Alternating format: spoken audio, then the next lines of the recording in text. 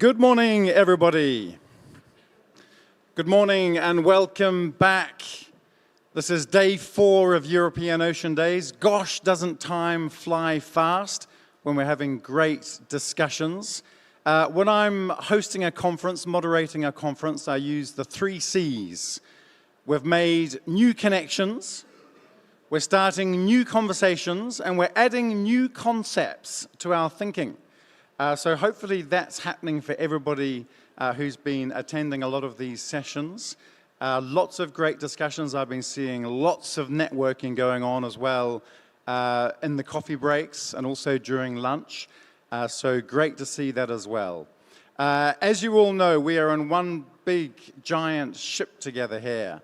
You're all the passengers in my ship, and we are going through lots of different ports, ports of call to look at different things, different situations, different topics. And today, the spotlight is falling on diplomacy and security. As I said on Monday, these are very uncertain times. Geopolitics, we don't even need to talk about that. The unpredictability of things. I was saying also, a lot of people saying a lot of things are incoherent. Incomprehensible. It's hard to understand what's going on. And so now, more than ever, very important to put the spotlight on diplomacy, on security, to talk about some of these issues. And what I'd like to do is to call on Charlina Viceva, Director General at DG MARE from the European Commission, for some opening remarks ahead of the session, which is called today Strengthening EU Diplomacy for International Ocean Governance and Sustainable Fisheries. So the spotlight this morning on diplomacy, and then this afternoon on maritime security. Charlina, a warm round of applause for Charlina. It's okay. So, good morning. You have to bear with me all these days. But I'm really happy to be once again here and to greet you with a warm welcome to the 4th day. And I will start this session by again setting the context, which for us is the European Ocean Pact. And I will repeat once again that we all, the lovers of ocean, are extremely happy that the European Ocean Pact was launched by the President. She opened these days on Monday herself again. She launched this European Ocean Pact with a lot of attendance from across the UN community at very high level in Nice in June at the UN Ocean Conference, the 3rd one. So in this Ocean Pact, I'm not going to repeat all the 6 pillars, but there is one which is extremely relevant and sets the scene for today's discussion, and this is the international dimension. The international dimension of the ocean is by default. The ocean is global, and only global effort can achieve any objectives related to it. And it emphasizes the importance of the ocean diplomacy in doing the best for the ocean and the best for our planet and society. It highlights the central and prominent role the EU can take, is taking, and can enhance in international ocean governance. The Ocean Pact promotes international partnerships, and these partnerships are all across the 6 pillars.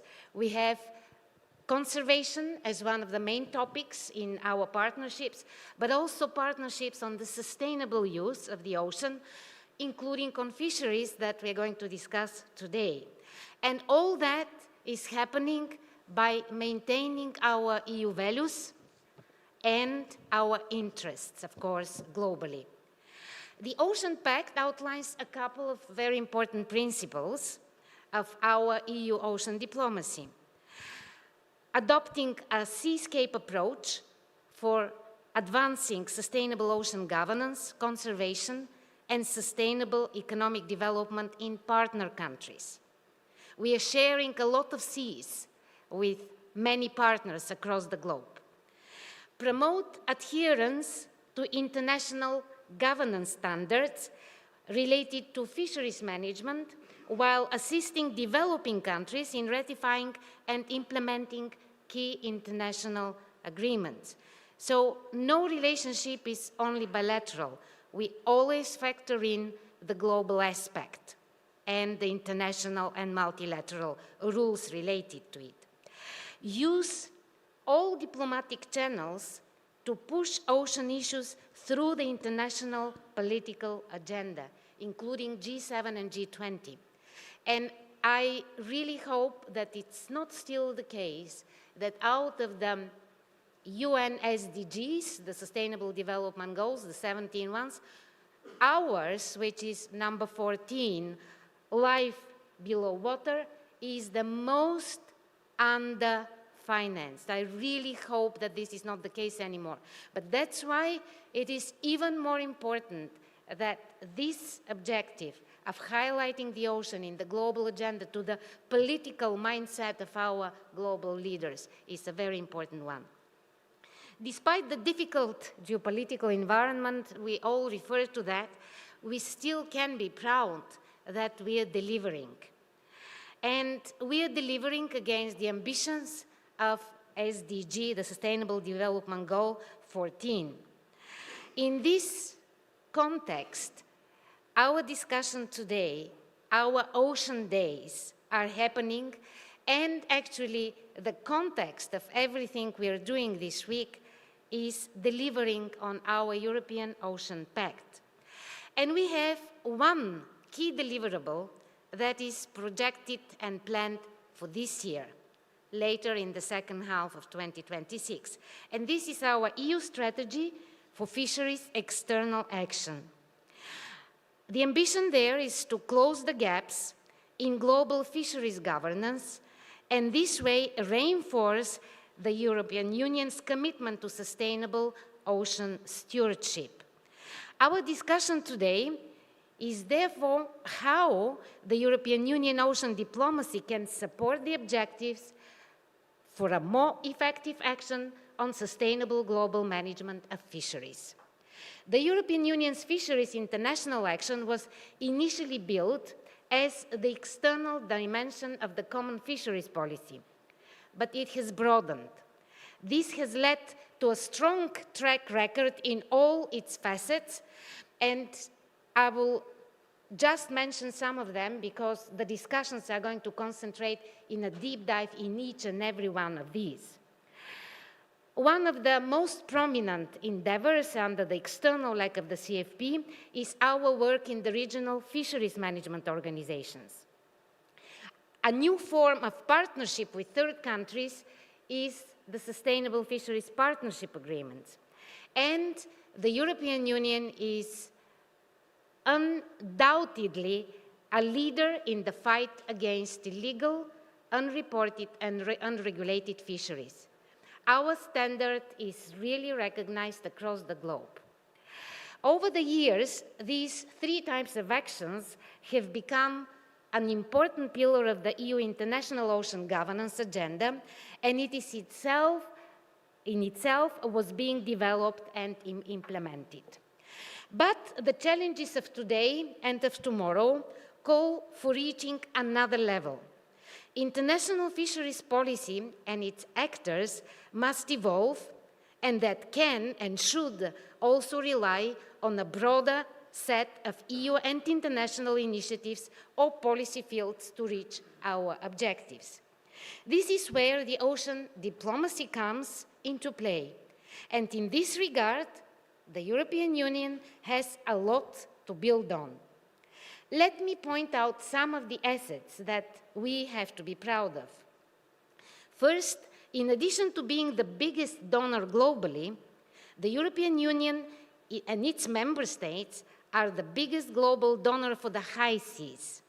The European Union will continue to support the sustainable socio-economic growth of partner countries through strategies like the Global Gateway, ensuring that fisheries, aquaculture, and other ocean-related activities contribute to sustainable development and capacity building across the globe. Secondly, in the beginning of this year, we celebrated the entry into force of the Agreement on Biodiversity Beyond National Jurisdiction. The BBNJ agreement is a milestone for the protection of our ocean. It is exactly in the area of the ocean that one of the most important milestones of multilateralism was concentrated. Key actors for its successful implementation will be the regional fisheries management organizations. In both settings, BBNJ and RFMOs, the EU is recognized as a strong, credible, and reliable partner. Thirdly, as announced this week by the President of the European Commission, we are really excited to kickstart the work on an international alliance to support the initiative for a global ocean observing system launched by the IOC UNESCO, the Ocean Eye. And we are starting from day one with this international alliance building. This reflects our constant efforts to build and shape a rule-based order where decisions are made on the ground of scientific evidence. You know that this is our bread and butter of the common fisheries policy, and we are extending these very healthy principles to the ocean governance and all our positions across the globe. The initiative aims to enhance stability through shared responsibility in delivering observation data for weather and climate forecasting, protection of the ocean, coasts, communities, and infrastructure. My fourth point, the EU is among the biggest consumer markets. The EU is actually the biggest consumer market in the world and is committed to be a responsible one, from banning imports of fisheries products stemming from IUU fishing and forced labor to fostering bilateral trade relations based on joint commitment for sustainability, and to international social and environmental standards. The way we trade with third countries makes a difference in the promotion of global sustainability standards. These are only some examples of where synergies in international outreach, complementarities in policy design, consistency in implementation can be mutually reinforcing to the benefit of a stronger EU fisheries external action. But we want first and foremost to hear from you. We have distinguished panelists today, and we will source your ideas because we are in the peak of preparation of our communication due later this year. So please don't shy away from any idea that you have of how to make EU more prominent on the global stage, of how we can more effectively sustain our principles across the globe, and how we can navigate in this very complex geopolitical and constantly changing environment. I'm sure that my colleague from the European External Action Service will give more highlights. It's not an easy background at which you're working, but we are with you, and we are very happy to work together in this very important endeavor. Thank you so much. Charlina, thank you very much. Thank you very much. So yes, it's all about strengthening the EU's diplomatic action when it comes to fisheries external action, of course. And as Charlina was saying, it's all about listening as well. The consultation process ongoing. It's been going on for a long time, ongoing. And all of the discussions, of course, feeding into the forthcoming strategy for fisheries external action. And also this in the wider context of international ocean governance as well. So very important topics. Well, let's get the perspective from the European External Action Service. I'd like to call on Olivier Bailly, Managing Director for Global Issues and Communication at the EEAS. Welcome to the stage. Warm round of applause for Olivier. Thank you very much. Well, thank you for inviting me today, and thank you for the warm welcome messages. And thank you, first and foremost, for having this session on the international dimension of these Ocean Days, which are a major event every year. So I'm very glad to be here for the first time. Thank you, Shalina, for your introduction and your remarks. You gave a comprehensive overview of the EU external dimension on ocean and fisheries. And this is precisely where the External Action Service of the EU comes in, working with, of course, the Commission services, but of course, our delegation around the world, our member states, our international partners, and many other communities to create this ocean governance and fisheries external action from a diplomatic angle that I'll try to highlight a few points today. First, just to repeat something that is obvious, but I think we have to start from this and to repeat it consistently as an EU, as a leader of the global governance. The ocean is not just a resource. It's a geopolitical space, a climate regulator, and a lifeline for millions around the world. How we collectively govern this space will define not just environmental sustainability, but also global stability, economic security, and the rules-based order itself, which is so important these days. Today, we face four main challenges. First, an environmental stress with climate change, overfishing, and biodiversity loss.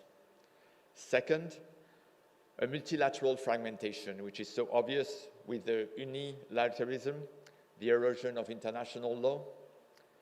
Third challenge, obviously, the geopolitical competition with territorial claims, militarization of the maritime zones, and of course, the resource extraction competition. And finally, unfortunately, fourth challenge is the security threats with the shadow fleets, the climate-induced instability in many regions around the world. We see, unfortunately, although, and that's probably the main novelty of these years, we see global players such as Russia, China, and US, three permanent members of the UN Security Council, contributing, feeding, fueling into these challenges, prioritizing national, ideological, security, and economic interest over collective solutions. And we have to address that as EU. The answers to address these four challenges and the pressure from the three main global players lies in ocean diplomacy. And we will support DG MARE and the Commission in the definition of their upcoming strategy, because we believe that through this instrument, through the diplomacy, by pulling all the stakeholders, our member states, global organizations, and global partners, we can deliver not only an assessment on the challenges, but also solutions to address them. And let me take maybe three main keys that we could discuss further on. The first one is an effective international ocean governance requires multilateralism. A stronger multilateralism rooted in science, rules, and partnership. Because there is a truth that is so obvious that I need to repeat it again and again. The international dimension of all the challenges that we face makes very clear that no nation around the world, no nation can tackle these challenges alone. We need international cooperation, we need to work together, we need rules that applies to all of us, if we want to bring solutions for everyone. The historic biodiversity beyond national jurisdiction, BBNG agreement, proves that cooperation on the global commons remain possible, even in a difficult geopolitical context. Its adoption and recent entry into force on the 17th of January was a diplomatic achievement, one where the EU played a pivotal role in bridging divides. At the same time, we all see that challenges to multilateral frameworks are growing. A clear example is the US stepping back from the UN ocean governance processes and wider strains on institutions such as the International Maritime Organization, including on the delivery of net zero ambitions. In response, We increasingly see ambition within the context of plurilateral coalition of the willing. Smaller groups of countries that wants to move ahead, not limiting themselves by the pressure by some other actors, but involving the EU, the Pacific Island states, and like-minded partners like in Latin America, Africa, and Asia, so all across the world. For instance, the BBNG High Ambition Coalition, co-chaired by the EU, Palau, and the Seychelles, with more than 40 countries around the world, has gained renewed momentum in the face of our geopolitical constraint. And while this high ambition coalition was originally conceived for a swift entry into force of the BBNG agreement, it now serves as a platform for sustaining and driving ambitions and coordinating implementation among committed partners. So it's not it's an acknowledgement, of course, of the need to work with smaller groups, but in order to keep everybody to push forward. And we do that in this particular context, but in many others. The second key I would like to share with you is that we see with the geopolitical rivalry increasing and shaping the maritime domain through competition over resources, shipping routes, and technological dominance, for instance, that we need to address this particular aspect as well from an EU point of view. Unilateral move, as we are seeing with the US, to advance deep-sea mining outside the International Seabed Authority and UNCLOS, risk undermining the legal order at sea. We should also acknowledge China's growing maritime footprint, reflecting its extensive port investment, deep-sea resource exploration, and growing naval presence. We see this clearly in the Indo-Pacific, where China distance water fishing fleets are operating in the South and East China Sea, as well as the Taiwan Strait, intensifying tensions around contested territory and maritime zones. There are three elements of answer coming from the EU. The first one is, what is the model? What is the offer the EU make to countries when it comes to the port strategy? The forthcoming EU port strategy that we're about to adopt aims to strengthen the long-term competitiveness of European ports, with a particular focus on security, energy transition, and environmental sustainability. The second vehicle of our answer in a response to intensifying geopolitical rivalry is the stepping up of efforts, and you mentioned that, Charlina, to deepen and broaden partnership with third countries. Take, for instance, India, a core strategic partner we are strengthening our relation with. One of the deliverables of the EU-India summit that took place last January is the agreement to launch the Ocean and Fisheries Dialogue for an enhanced cooperation on ocean governance, including sustainable fisheries management and protection of maritime biodiversity. But all this needs to be sustained, and that's my third point, through investment. And through its global gateway strategy, the EU further promotes high-quality, sustainable, and transparent investment in infrastructure and connectivity worldwide, aimed at addressing ocean governance, sustainable blue economy, and climate action.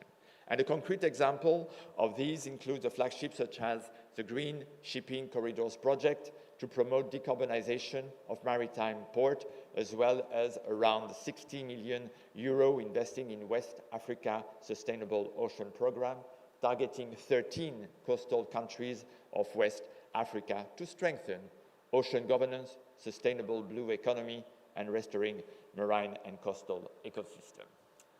The third challenge that I think we need to address is the maritime security. The expansion of shadow fleets operating outside regulatory oversight undermines safety, sanction enforcement, and environmental protection.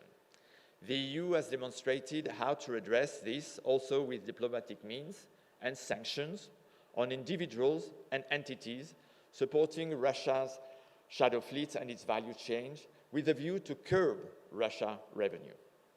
Furthermore, Russia's withdrawal from fisheries cooperation disrupts decades of scientific collaboration and threatens food security, with, for instance, Black Sea fisheries facing direct impact from the war. As expressed in our joint communication on the EU strategic approach to the Black Sea adopted in May last year, security in the Black Sea region and in EU is closely interlinked with Ukraine's security.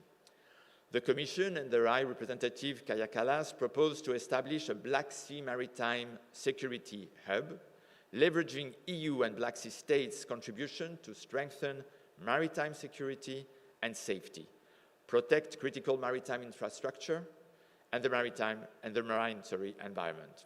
The EU is also focusing and recognizing the strategic challenges and opportunities in the Arctic, with the rapidly shifting from the peripheral region to a contested geopolitical frontier. Strong EU engagement is needed to avoid the marginalization of other players that are occupying this space.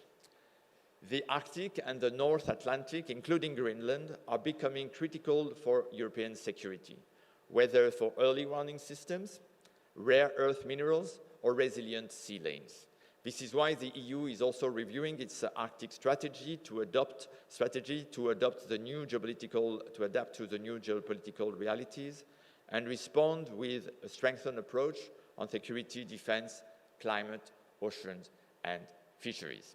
Last region that I would like to mention, obviously, this week is the situation in Iran and around, and the severe consequences on the maritime front, in response to which the EU is calling for avoiding disruption to the Strait of Hormuz and the need to uphold freedom of navigation, and we see several of our member states mobilized on this. So several regions that we need to refocus our attention.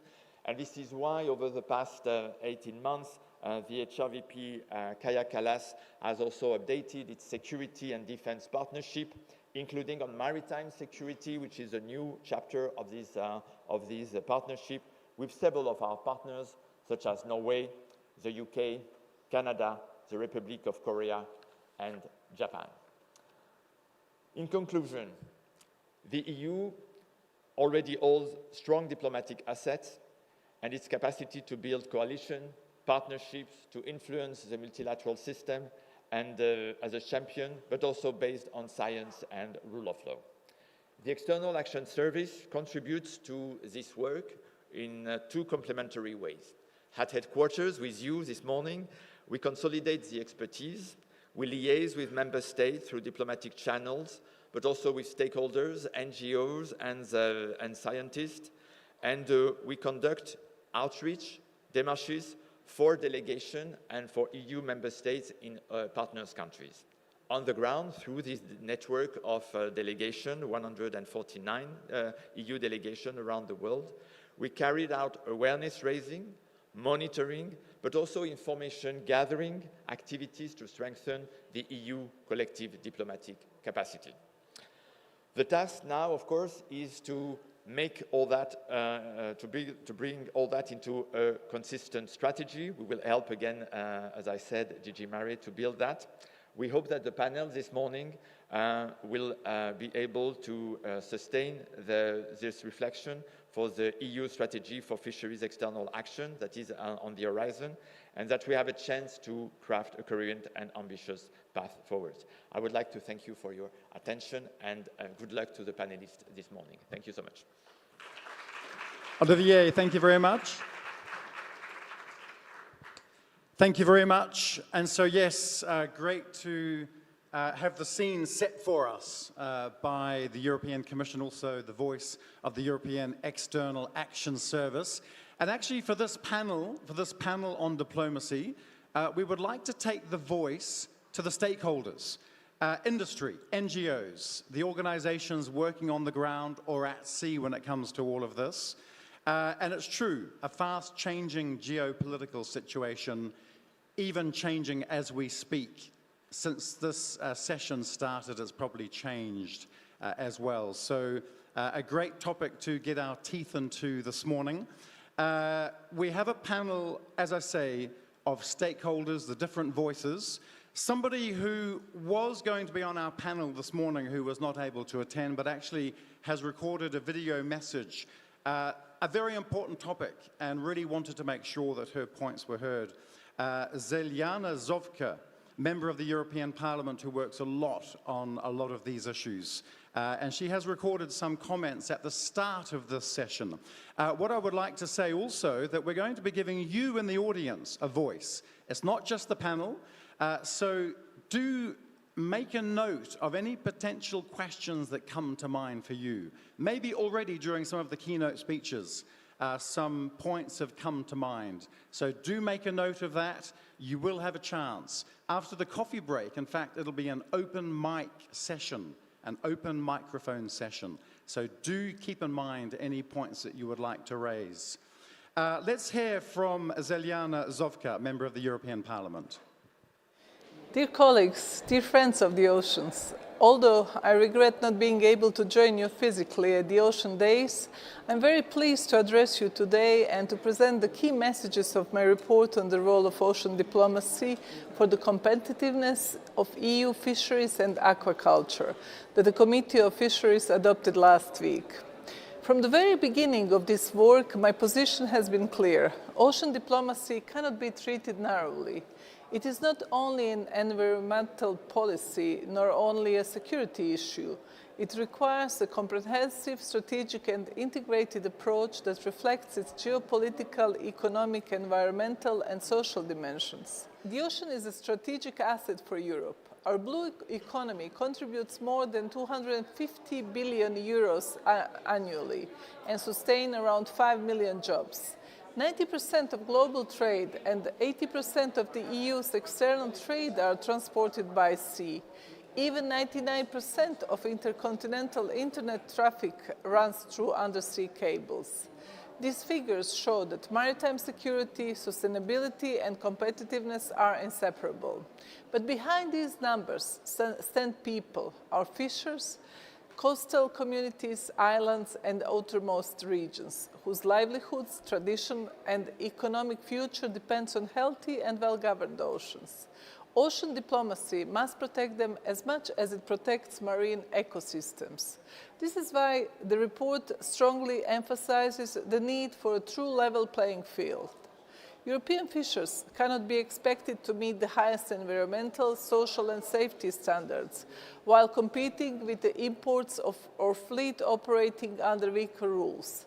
Sustainable fishery partnership agreements must guarantee fair, transparent and non-discriminatory conditions for EU vessels. I therefore call for stronger traceability, reinforced controls and mirror measures, ensuring that imported seafood respects the same standards as EU products. The fight against illegal, unreported and unregulated fishing must be intensified not only through market controls, but also through active IUU diplomacy with third countries. Our CARDI system has proven to be a powerful instrument and must continue to be used strategically. At the global level, the European Union has already demonstrated leadership. In 2016, it became the first major economy to adopt an international ocean governance agenda. In 2022, the Commission updated this agenda, aligning it with the European Green Deal and setting out 61 actions under 4 objectives: strengthening governance, achieving sustainability by 2030, and ensuring security at the sea and expanding ocean knowledge. Ocean diplomacy must also be fully integrated in the EU's external action and common foreign and security policy. It is a key instrument to defend a rule-based maritime order, combat IUU fishing, address shadow fleets and piracy, and protect critical maritime and undersea infrastructure. At the same time, sustainability must remain balanced across its 3 pillars: environmental, economic and social. Protecting marine biodiversity and ensuring the viability of fishing communities must go hand in hand. We must reduce administrative burdens, facilitate access to financing, promote generational renewal in fisheries, and remove regulatory barriers that prevent fleet modernization and decarbonization, especially in outermost regions. Finally, Europe must show genuine ambition in funding and research. Through programs such as Horizon Europe, we are investing in marine knowledge, innovation and practical solutions to restore our ocean and waters. Ocean literacy, science and data are essential if we want evidence-based policy and long-term resilience. Dear colleagues, I want to send a clear message. Europe must act as a confident and responsible global maritime leader. Ocean diplomacy is no longer optional. It is a strategic necessity for our sovereignty, our competitiveness, and our sustainability. By defending a level playing field, strengthening international governance, and protecting both ecosystems and communities, we can ensure that Europe leads responsibly, confidently, and with a vision worthy of its maritime heritage. Thank you very much. Thank you very much. A round of applause for Zeljana Zovka. Great to have all of these insights and points of view, food for thought as we launch into our panel discussion, and hopefully we'll be responding to what we've just heard on the stage and in the video. Without further ado, I'd like to call on our panelists to continue this discussion. Tim Hedimer, President of the Pelagic Freezer Trawler Association, a warm welcome. Please come to the stage. Very happy to have you as part of this conversation today, Tim. Also joining us, yes, and take any seat as you find it, and there'll be a microphone beside the seat. Also joining us from Spain, Julio Moran Ayala, President of the, and I'm going to practice my Spanish here, the Confederación Española de Pesca. Not too bad, I think. Which I think translates as the Spanish Confederation of Fishers, if I'm not mistaken, Julio. Correct me if I'm wrong. Thank you very much. Also joining us, we have Vera Coelho, Executive Director and Vice President at Oceania Europe. A warm round of applause, please. Also great to have you as part of the discussion today. And also joining us from Iceland, we have Stefan Asmundsson, President of the Northeast Atlantic Fisheries Commission. Welcome as well, Stefan, to the stage. Warm round of applause for all of our panelists. And we want this to be a dynamic conversation, so feel free to jump in with any thoughts you have, to react to each other, to also react to what we're hearing from the audience, also what we're hearing in some of the keynote speeches we've just heard as well. And maybe we can start with that, actually, because you were sitting there listening to these keynote speeches and also from the member of the European Parliament. Maybe we can start with Vera. First of all, your reaction to what we've just been hearing on some of these crucial issues, Vera. Thank you, Seamus. Good morning, everyone. Thank you also for the invitation to participate in this panel and for framing it so clearly around credibility, diplomacy, and sustainability as well. Indeed, I think we heard from the opening speeches that we have a multitude of challenges facing the globe, and definitely the European Union and European Union fisheries. We also have solutions and power to tackle those challenges, and I think that's what we should focus on. Some of the elements that were mentioned, for example, by MEP Zovko, really resonate with what we think, which is that on the one hand, leadership starts at home, and on the other hand, that we have the fleet, the market, and the diplomatic power to make a difference in global fisheries governance and in the fight against IUU fishing. So if we think that leadership starts at home, one of the things that we heard a lot as well in the opening speeches was the need for a level playing field.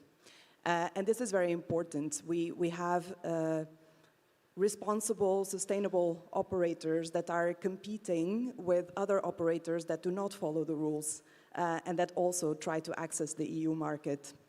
So first and foremost, we need to make sure that there is a level playing field for all. And this means that all should respect the European Union's rule book, which is very strong in terms of fisheries, and also in terms of human rights and labor standards. And this is not yet the case. Even though it is prohibited for EU nationals, individuals or companies, to support or benefit from illegal fishing, We have EU nationals that own fishing vessels flagged to non-EU countries, and therefore we cannot know or hold them accountable to the same standards. Because even if the rule says you cannot profit or support or benefit from illegal fishing, member states don't have the standards, the systems to identify these ownership links. So this prevents the true level playing field that MEP Zovko was alluding to. The other place where we need a level playing field is in access to the EU market. We have the biggest seafood market in the world, as Czarlina Wiczeva highlighted in her opening speech, and that gives us enormous power, but we have very uneven import controls, and this weakens the single market. We have some member states that conduct very few import controls, and that are very big entry ports to the EU single market. So the EU has the tools to address this, and the entry into force of catch is a really welcome step to tackle these implementation gaps, and we need to continue pushing forward with that implementation. And another way to also level this playing field in terms of market access is to give equal information about seafood. So right now, if an EU consumer buys seafood, fresh or frozen, at their local fishmonger, they need to receive information on the species that they are buying, where it was caught and how. But if they buy it in a restaurant, or if they buy it processed or prepared, so if they buy a seafood can or calamari rings or fish fingers, they don't get any of this information. And we found, we conducted, as Oceana, a study last year where we sampled 200 squid products in Milan and in Brussels, and we found that half of these products had no information on these three elements. And then when we conducted DNA analysis to find out, okay, what is this species, where does it come from? Surprise, surprise, of those products that did not have any information, 90% came from high-risk fisheries. So this is really important to make sure that all the products have equal information and that all the consumers know that they are consuming sustainable, legal seafood, whether they do it at home, in a restaurant, fresh, frozen, prepared, or processed. Okay, Vera, thanks for those opening remarks. Let's go to Tim. So reacting to the keynotes, also to what you just heard from Vera as well. Are you in agreement? What's your take as we launch this discussion? If it's on, and speak right into the microphone, very close to the mouth. Thank you, Seamus, and good morning to everyone. Now, I think Vera made a very good introduction, especially the first half was something that I had written down as well in response to the speakers that opened this session. I should probably start off by saying something diplomatic, which is that I think we should all appreciate the efforts of the EU, of the Commission, of its member states around the world in promoting our way of thinking on fisheries, on ocean diplomacy. And they work tirelessly, we see that. Does it always get the results that we want? Not necessarily, but we're in it together and we appreciate each other's efforts, and I think that should be underlined to start with. I think that was very diplomatic. It was very diplomatic. I used to be a diplomat. I was trained for this. Anyway, I'll start becoming less diplomatic perhaps in the rest of my reflection. Look, this is cherry picking at best, of course. But one thing I do want to pick out from Ms. Wicheva's speech especially is on the SDG of life underwater being the most underfinanced SDG. Unfortunately, that is reflected in the underfinancing of fisheries policy in the EU. The EU budget does very little to support fisheries and to support the energy transition in the fishing industry. How are we going to deliver the energy transition with such a small budget?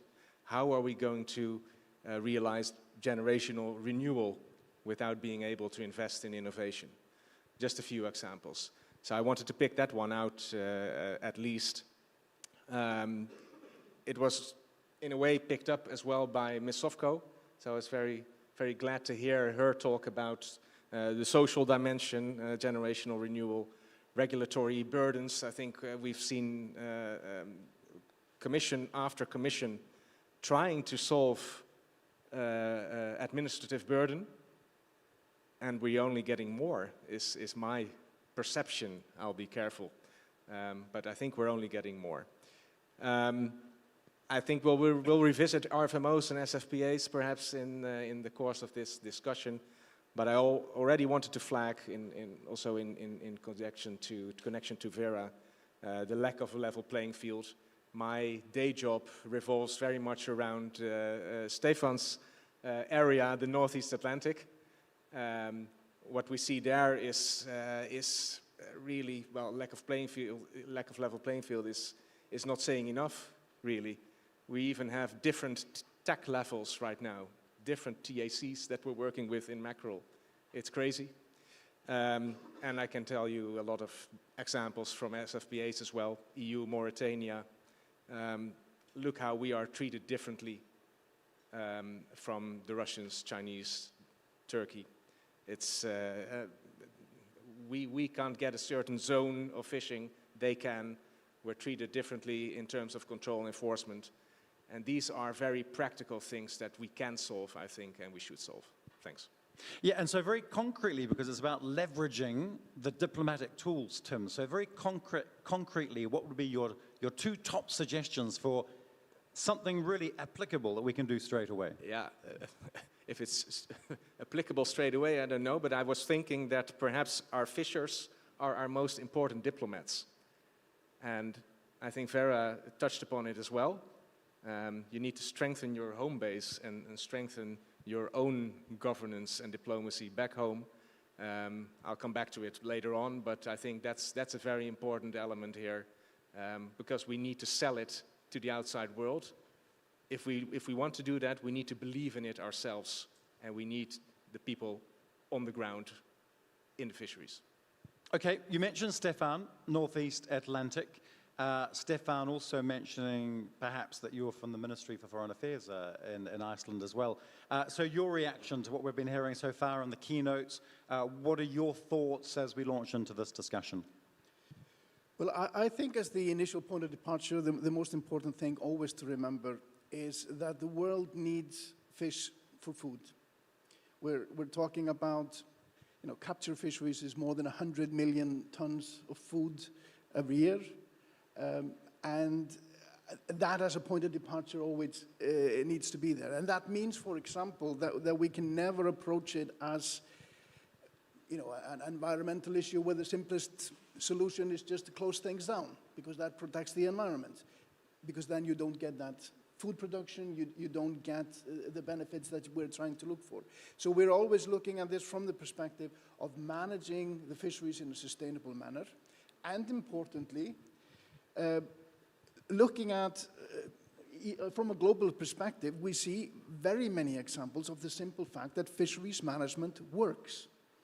It's, from my perspective, a way too common way of looking at this, of having the worries that we are in a dire situation, that fisheries is an absolute mess and we need something completely new.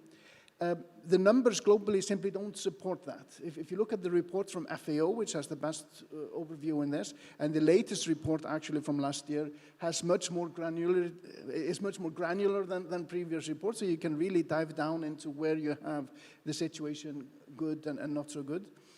The bad news there is that the situation is getting worse. So we are slowly having less sustainable fisheries from a global perspective, but the good news is that about 2/3 of fish stocks that are utilized commercially are utilized in a sustainable manner. And about 80%, or almost 80% of catches are from sustainable fisheries. And of course, that number being higher than the number of stocks tells you that by and large, it's larger scale fisheries, it's economically important fisheries that have a higher likelihood of being managed in a sustainable manner. And that's not because small-scale fisheries is somehow inherently less sustainable or anything like that. It's simply they don't to the same degree, get the resources that are necessary to be managed properly. If you have a fish stock that is very big, if you have a fish stock that is very economically important, it's more likely that it's being given the resources necessary to do the scientific research, to do proper management infrastructure, to have proper control and monitoring, etc. But again, the big takeaway message, so to speak, is that where you have those resources, where they are put in, where you have proper fisheries management, you have sustainable fisheries. And that also, if you go into the, again, granular analysis of this, means that if you have poorer countries, if you have countries with bad infrastructure, etc., again, they are less likely to have proper good fisheries management, whereas richer countries with better infrastructure are more likely to have that. The conclusion you have to draw from that is that you cannot really take apart the question of how do you improve at a global perspective fisheries management. You cannot take that away from the issue of development cooperation. You could say, for example, I mean, nobody has a perfect fisheries management system, but let's say if Norway and New Zealand put a lot of emphasis now in improving their domestic fisheries management systems, they both have decent fisheries management systems. They put a lot of new resources into that. That would not change the global picture at all.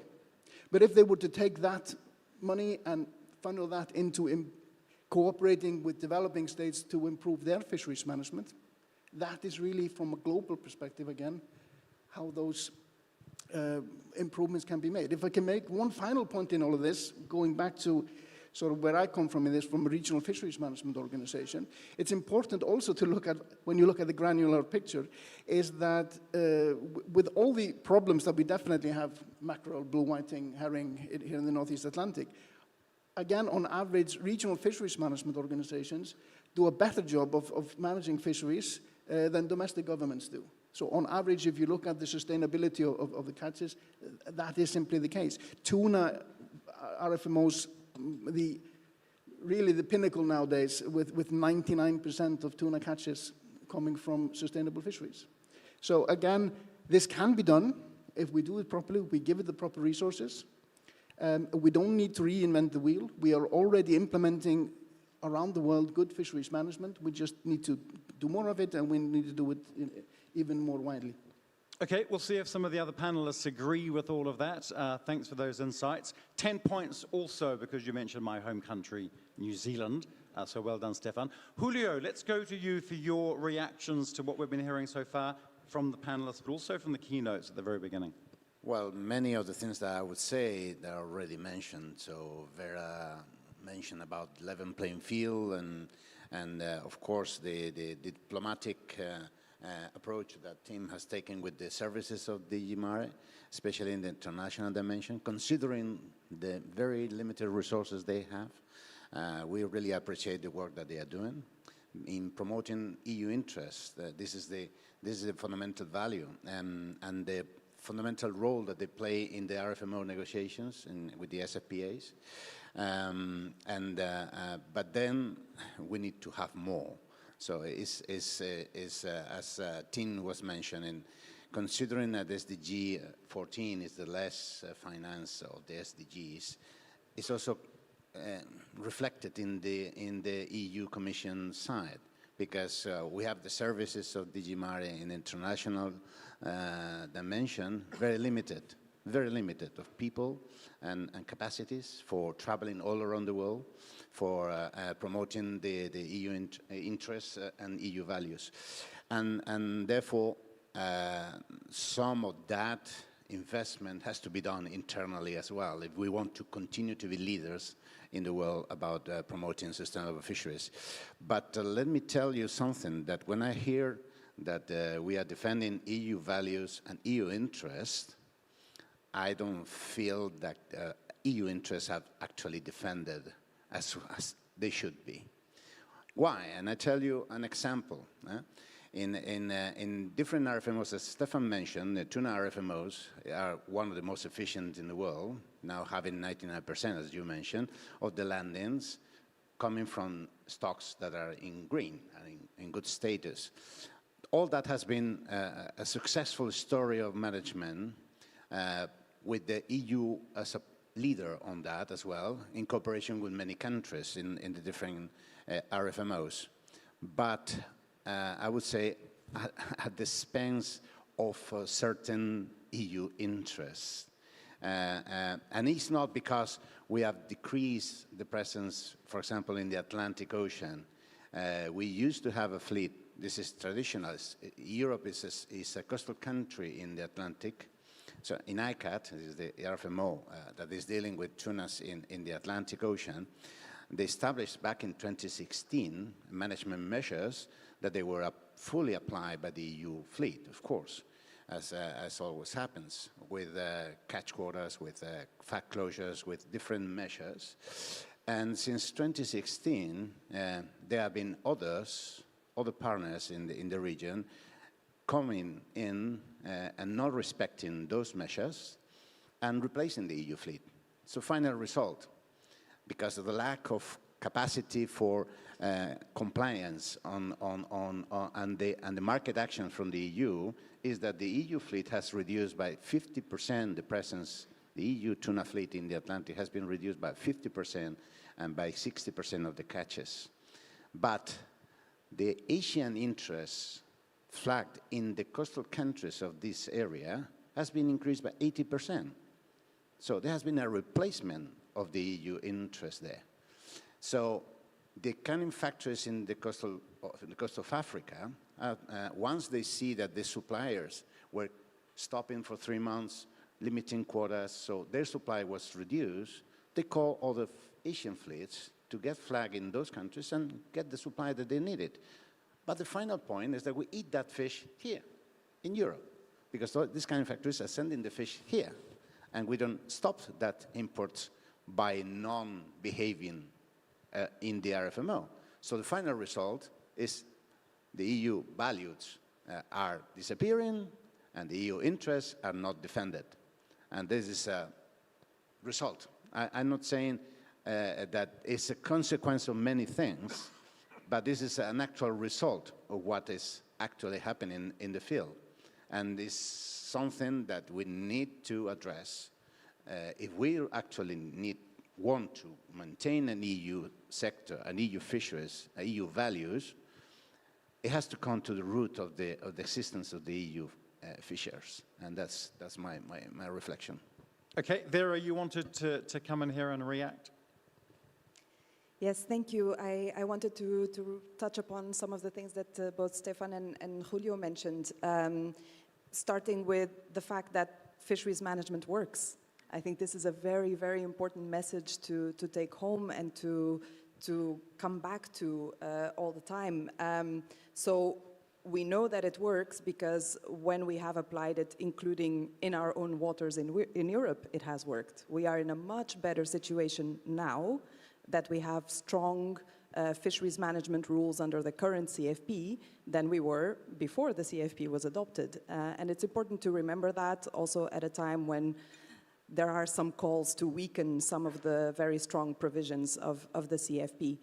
So fisheries management works, and that means that the answer, and I think that's what we are all saying here in this panel, is to export good fisheries management through cooperation, as Stefan was saying, and not to lower standards, right? So the EU's role in global diplomacy on fisheries governance is to instigate a race to the top and to make sure that these good standards of fisheries management are expanded around the world, because this is important for food security as well as for biodiversity, climate, and everything else. And the way that we do that already, as Julio was emphasizing, is through RFMOs, for example, where the CFP's requirement to stick to MSY and to scientific advice, etc., has really placed the EU in a strong position to advocate for that in RFMOs, and that has had positive results. And also to keep pushing on these transparency rules. We have an increasing number of RFMOs around the world supporting or requiring more transparency on beneficial ownership of fishing vessels, for example. We are also negotiating SFPAs, Sustainable Fisheries Partnership Agreements with multiple countries around the world where we can include some of these transparency clauses, and we can use these mechanisms to improve transparency and improve fisheries governance around the world. Great, and I'm glad you avoided the acronym there, because part of this is actually communication, isn't it? Making sure that people understand the tools, etc. So going in hand with issues like development as well, as Stefan was saying. What I'd like to do is to open up a question for the audience, to feed into the discussion we're having here. This is a Slido question. So you will have a QR code on the screen, and it's basically, and you can click on this. No, it's not really clicking, is it? It's actually taking a photo of this QR code. And then you will see the question, which you may already see on your telephone. Describe in 2 words what should be the priority of the European Union's strategic approach to fisheries external action. In 2 words, 3 if you must. And then we're going to get reaction from the panelists to what we see here. This is a word cloud. So the most popular will be in the middle. Julio, if you look at the screen here. Yeah. And you had something you wanted to add, Julio? Just the very first that appear is lead by example. This is what happens in the RFMOs. What gives the EU the value on promoting our values in the different RFMOs. But for that, you need a fishing fleet. You have to maintain the fishing fleet to lead by example, saying these measures can be applied because these vessels apply those measures. So go ahead and follow what these fleets are doing. But the problem comes when the sustainable economic future of the fleet is at stake for different reasons, many different reasons, but many are related to the EU policy. Yep, and actually that word disappeared and became very small in the end, but it was the first word that came in. Level playing field, right there in the middle. Vera used that a lot in her opening remarks. Fisheries transparency, sustainability partnerships, food security, credibility, science diplomacy. So the words that are highlighted in the middle, near the middle, are the most popular words. People are voting for these. Vera, you'd be happy to see level playing field right there in the middle. What have you added if I'd asked you something else apart from level playing field, perhaps, to add to this word cloud? What's missing, maybe? I don't know if you've had a chance to read all of the words. Thank you. I'm very happy to see level playing field and fisheries transparency appear so prominently on the screen, because I think transparency is the key to establishing a level playing field. So as we were saying, if we want the same rules to apply to all fleets equally, if we want all seafood to meet the same standards in terms of sustainability, legality, labor rights, etc., we need transparent information. And we don't have it yet for all the elements that we need. So we still have parts of the fishing fleet that are flagged to non-EU countries. We still have very opaque ownership structures inside and outside the EU. We still have lack of information about seafood that is imported and that is produced in the EU. And that lack of transparency prevents us from establishing this level playing field that I think we all agree is necessary for sustainable fisheries. Okay, Vera, we also see lots of other words. I see 3 times we're speaking about IUU, stop IUU fishing. 3 times on the screen there.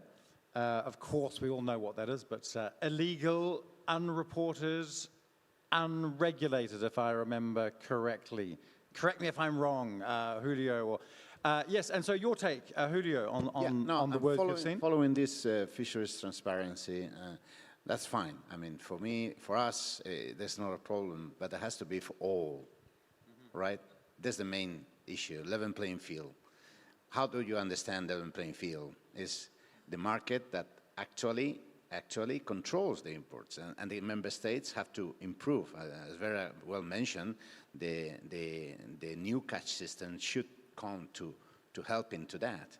But finally, we know the market needs supplies, and they sometimes find other ways to get into for the cheap consumer require. The consumers are asking for cheap fishing products. And forced labor is one of the major source of problems that get into the EU, but nobody's able to control. You know, forced labor are existing in different fleets, well defined by many reports. But that is impossible to control back in the market. Okay, and we're gonna keep the word cloud on the screen because it's very interesting to see. I see degrowth there as well, very strong. Credibility, food security, protect biodiversity, traceability as well. Tim, what's your take on looking at these results from the word cloud? Well, almost all of these terms are in some way connected to level playing field, of course. But I represent fishers, so I'm going to pick out protect fishers, which I'm very happy to see. And I was just talking about some preconditions to be able to sell your product or your message abroad. You need to sell it to your home base, to fishers. Fishers need to be on board with the messaging. And I want to expand a bit on that, and that is actually almost directly to protect fishers as well, which is to fight, I'll call it very carefully, diplomatically again, untruths. Fight untruths, fact-free opinions in public debate. I think there's a role to play for our diplomats, for the Commission, for member states, to actively correct misinformation in the public domain. That is also very much needed to be able to sell the real message and not to be distracted by nonsense sometimes. So, very short message from me, but very important, I think. Even in the word clouds, we need to be diplomatic, make sure that we're not putting across misinformation or anything that's disrespectful. But lots of words there. Populations, not stocks. Multilateralism. Stefan, what's your take? Well, I'd like to basically pick out the issues that are directly related to IUU fishing. I think that's really something that is of absolutely fundamental importance, quite simply because prevalent IUU fishing undermines fisheries management. So if our task is to strengthen fisheries management, both domestically and around the world, that is undermined by IUU fishing. If you don't really have proper control, and some people can be free riders in the system and they can be undermining everything, that sort of destroys the overall picture. So you're not going to get anywhere really with strengthening strengthening fisheries management if you have a lot of IUU fishing. So that needs to be kept into focus. But there are then sort of the pillars of good fisheries management, that you need to have good scientific information. If you don't really have the scientific information about the fish stocks that you're targeting, about any bycatch species that you might be getting, about the wider environment and biodiversity and all of that, the more and better scientific information you have, the better the basis is that you will have for your fisheries management. And Stefan, we see the word science diplomacy there on the screen. Yes, which obviously is important, because that also then is, you can call it science diplomacy of strengthening the scientific basis for others. And again, it goes into the question of both cooperation among countries. We have, for example, in this part of the world, ICES as a very important international scientific body. But then as a part of the development cooperation that I mentioned is to help developing states create that scientific base for themselves. But then when it comes to the management infrastructure itself, it will vary what is the best next step there. And if you look, for example, within, let's face it, in global context, quite a well-off part of the world that we are in here, the next steps that we need to take here to continuously improve are not necessarily going to be the same one as in some coastal country in a developing part of the world, which has very, not as much resources. It hasn't built up the same infrastructure. So they, the best next step that they can make is something that probably Europe did a long time ago. But that means that when you are thinking for yourselves, we now need to expand into this or that, and then you reflect that on other states, that's not necessarily what is the most appropriate next step for them. So we have to keep looking at strengthening fisheries management as a process, and different states are at a different position there. But again, if you're looking at it from a global perspective, then cooperating with developing states to strengthen their management is such a fundamental issue. And just focusing on diplomacy, I see there third countries promote practices, WTO subsidies, discipline, lots of things there about diplomacy, and it's actually about making use of the tools available, making sure that we're using those tools, that we know about the tools as well, and that's why I mentioned before communication. Who wanted to come in and talk about this leveraging of the tools we have, the diplomatic tools, how we can actually do that? What would be the priority for you? And actually, Stefan, what would have been your 2 words right in the middle there of the word cloud? Probably strengthening management. But then again, anything that can be boiled down to 2 words has sort of lost its meaning in practice. But that, and nevertheless, it sort of can help you in focusing where you want to, what area you want to expand on. Okay, maybe come back to Tim. So your thoughts, so it's really this question of leveraging the tools, making use of the tools in a good way, making sure that we're promoting sustainable fisheries, and maybe we can say worldwide, because we are talking about diplomacy, third countries outside of Europe. Tim? Yeah, no, outside of Europe starts very close to home. Again, for me, my day job, Northeast Atlantic primarily. I'm always told that the toolbox is empty. Actually, so that's, I'm going to turn it around a bit. Do we have the tools, actually? And by that I mean very concrete tools. Of course, there's, let's say, soft tools like actual diplomacy, but there will come a time, and that time is now in the Northeast Atlantic, where you have to have something up your sleeve that can create a breakthrough. And what would you put in the toolbox? No, well, three things at least. The market power, it's been mentioned. The EU is the biggest market for our neighboring countries in seafood. I don't think we use that a lot, to be honest. The reality is that we rarely have very big things to offer in fisheries itself, especially after Brexit, I'm afraid.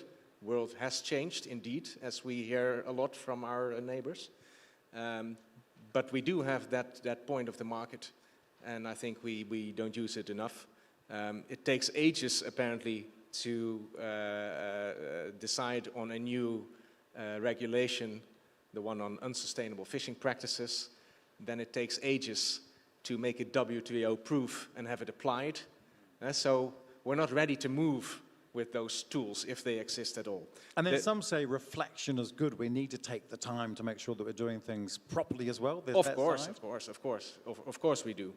I think just to jump to my second point is that in RFMOs, I think we lack the legal framework. Stefan will know there's very little in the way of mediation, arbitration.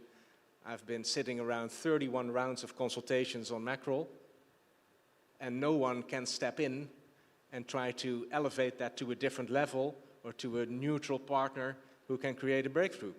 And we need more of that, I think. The third point was mentioned, is science. I think science is the basis for everything in fisheries management, and I see a lot of potential, especially in SFPAs, to use science also in the sectoral support. We have several countries that do not really want, to be honest, sectoral support for, let's say, logistical, practical investments.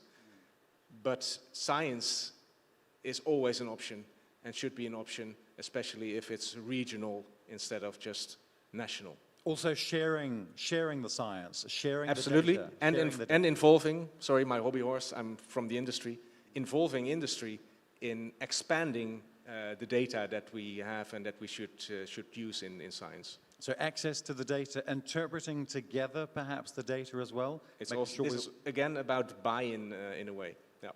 Okay, Vera? Yes, thank you.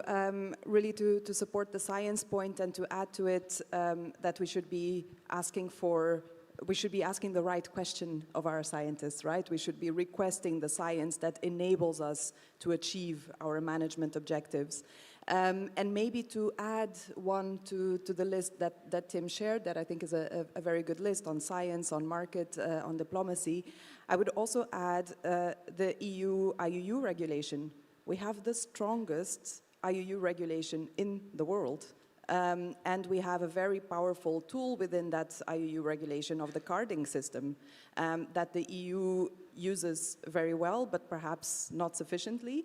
But we do have the tools in our toolbox to identify countries that are not sufficiently fighting illegal fishing. We have the tools then to engage in dialogue with those countries and help them to improve their practices to bring them into compliance, or to impose import bans if they don't show the necessary willingness to do that. So I think that is an incredibly powerful tool that we have at our disposal. Yeah, and actually a lot of people call for tougher action, don't they? I mean, we talk about diplomacy, and then you have even seen it here, fight, IUU. So, you know, making use of the stronger tools as well, going to the maximum level. Do we often do that in the European Union? Many would say not often enough. So tough action. Stefan, you wanted to add something? Yeah, I think it's important when we're asking about sort of the tools we should use, is that we need the appropriate tools for the appropriate tasks. So it's very important to analyze what exactly is the issue that we need to resolve and what are the appropriate tools for that. I think one of the, again, looking at in this region, and he mentioned attending more mackerel meetings that he probably cares for. The key problem there, and the same goes for actually Atlanto-Scandian herring and for blue whiting, is the sharing arrangements. It's not really a scientific problem that we have. The core of that issue is simply you have a number of coastal states around the table. They all think that their fair share is a particular amount. And if you gather that together, it's way beyond 100%. So the task is to find a sharing arrangement that works. And that's not something where you can just ask the scientist, here's a lot of data, give us the appropriate sharing arrangement. It's not that type of issue. So the more you bark up that tree, the more time you're wasting really in that particular context. There are other issues where science is absolutely the right, it's the key tool for other tasks. But in this case, basically, diplomacy works, but it works slower than we would want it to do. And in the current situation, and I can understand from an EU perspective, you're not very happy, for example, with the mackerel now, where you have a partial agreement, where EU sits outside that agreement. But in 2014, you had a partial agreement where the EU was inside that agreement. And for some reason, the EU was not complaining as much about that situation. But the situation was absolutely comparable in that you have not the comprehensive regime that you need, you had a partial agreement. I would argue that the mistake that was made then was to look at the agreement as more or less a final product, and there wasn't really much of an effort to move from that partial agreement to a comprehensive agreement. The way I understand it now is that the parties to the partial agreement that we have on mackerel now are not making that mistake. So I think it's very important in that particular instance that the EU actively takes part in those diplomatic efforts, that the EU engages with the parties to that agreement and takes a part in moving away from that being a partial agreement into it becoming a comprehensive regime. Ideally, then using the momentum from that into having an agreement both on blue whiting and herring. But again, what is the appropriate tool there? The appropriate tool is to maintain the dialogue, to make sure that the fact that those who are not inside the regime are not outside, out of sight, out of mind. They need to be engaged in all those dialogue, and that is a two-way street. It also both means that the parties to the agreement need to engage with the EU, and the EU needs to overcome its frustrations and make sure that they actively engage in that dialogue. And my understanding is that from both sides, that is precisely what's happening. So I'm hoping that this year we will continue to expand on that. So everybody involved in the follow-up. Julio, your thoughts? Yeah, I don't want to leave the discussion forgetting the BBNJ that was mentioned at the opening, right? We are concerned about the eventual implications that BBNJ will have in RFMO work. We have recognized that fisheries management is actually working in different RFMOs. And the same BBNJ agreement has a clause not to undermine the work of RFMOs, and I hope that that rules and the EU maintain that level of implication, because coming across with closing high seas by definition, we need science-based decisions, very firmly based on the information available through RFMOs, and the work that RFMOs are doing in managing certain fishery stocks had to be considered. That's another, and another point I wanted to add is all these implications on the market. You know, market is a powerful tool, but we are concentrating only about the, let's say, sustainability of the resource of the fish that we import. Then in certain cases, it's very difficult to estimate. You know, for example, the squid or certain squid populations down in the Atlantic. But there's other factor that is not properly considered by many, is the fisher's right. You know, when we talk about EU values, it's about having a vessel built in Europe with EU machinery, with EU shipyards, EU workers, EU fishermen, with EU standards on social conditions, on safety conditions. That's why we need to change also the regulation about capacity, because we need to build newer vessels, safer vessels, and we need to change that basically.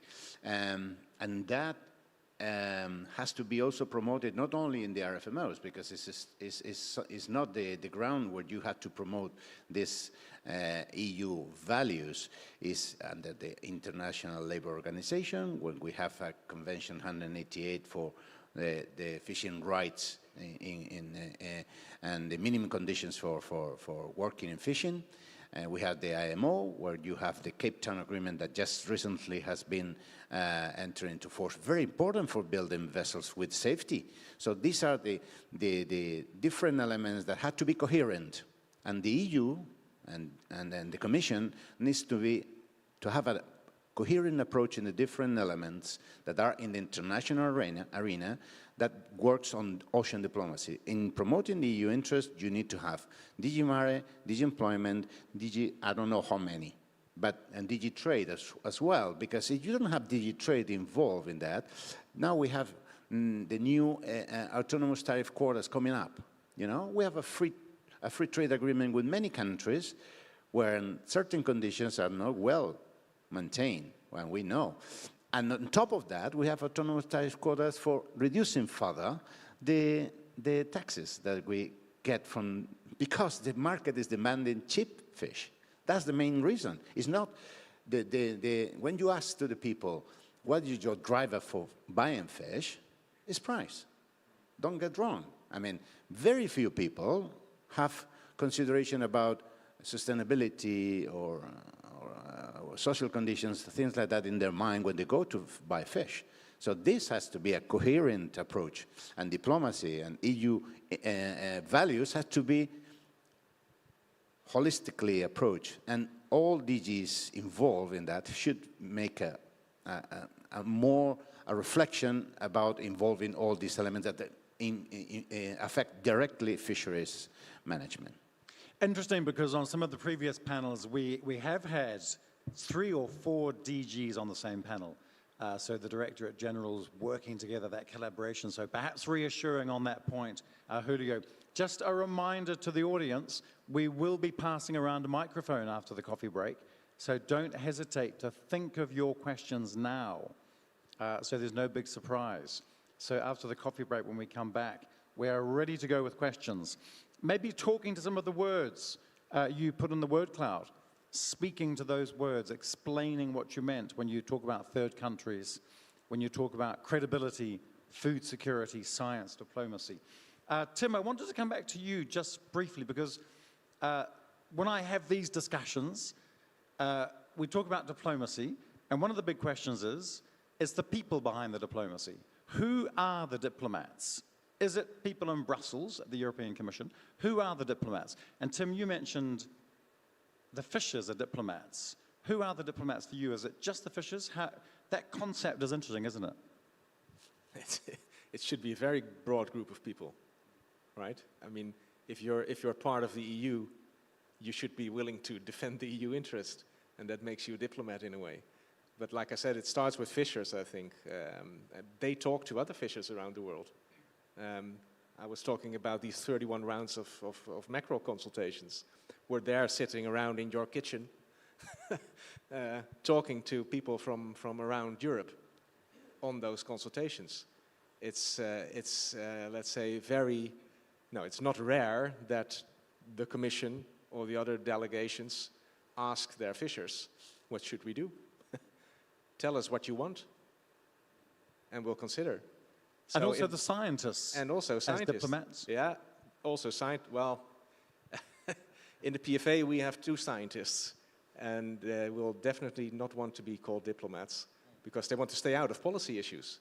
Science should be neutral and unbiased, and that's what we're trying to protect as well. But between the scientists, perhaps, the sharing of data, explanations, absolutely, storytelling. It can help us build that transparent relationship, and that's what I wanted to get to, because I thought your introduction for the previous little round was very welcome on what is diplomacy actually, or should we perhaps take a stronger tone sometimes. I was also thinking, look, in some cases you just need to tell it like it is. That's the approach in nowadays world more and more. We live in a world, I'm trying not to exaggerate, but in a world that's increasingly about power and authority.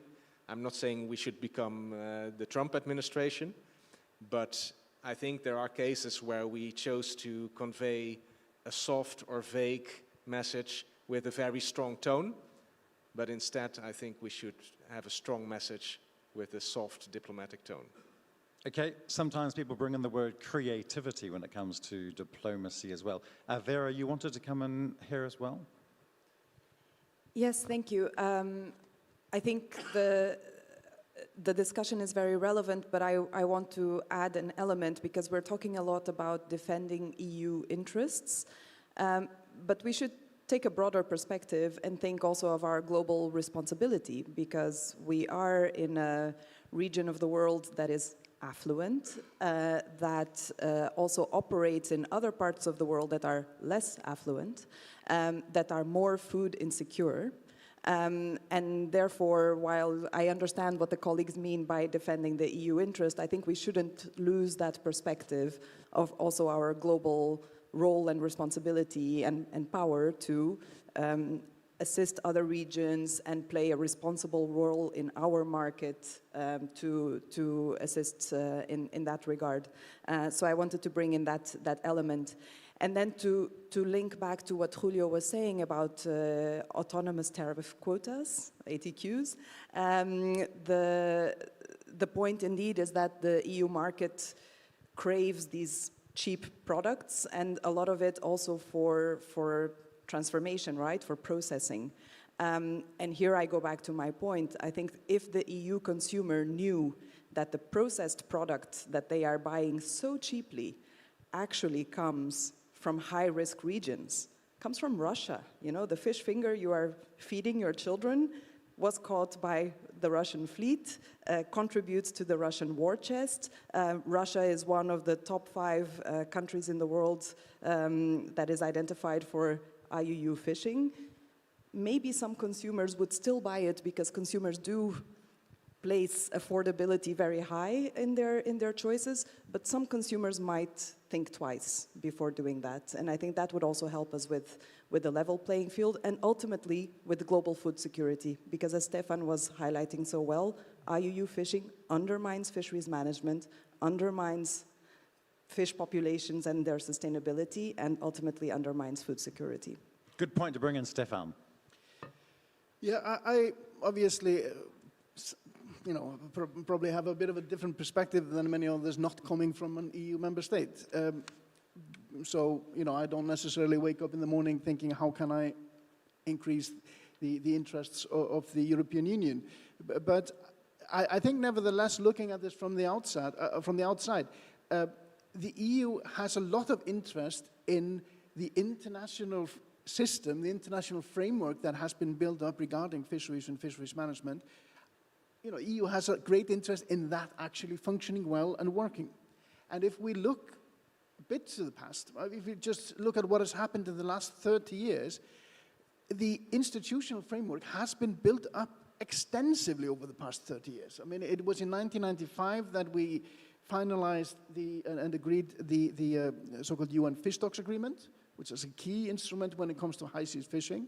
That led to new regional fisheries management bodies being established. It led to, for example, the organization where I'm president, the Northeast Atlantic Fisheries Commission, was what we now refer to as its Sleeping Beauty period. And that was sort of re-established and awakened from its slumber. And we are now in a situation where when we talk about high seas, sort of significant high seas fishing, which is outside the legal competence of any regional fisheries management organization, that is just a very fancy way of saying the Southwest Atlantic.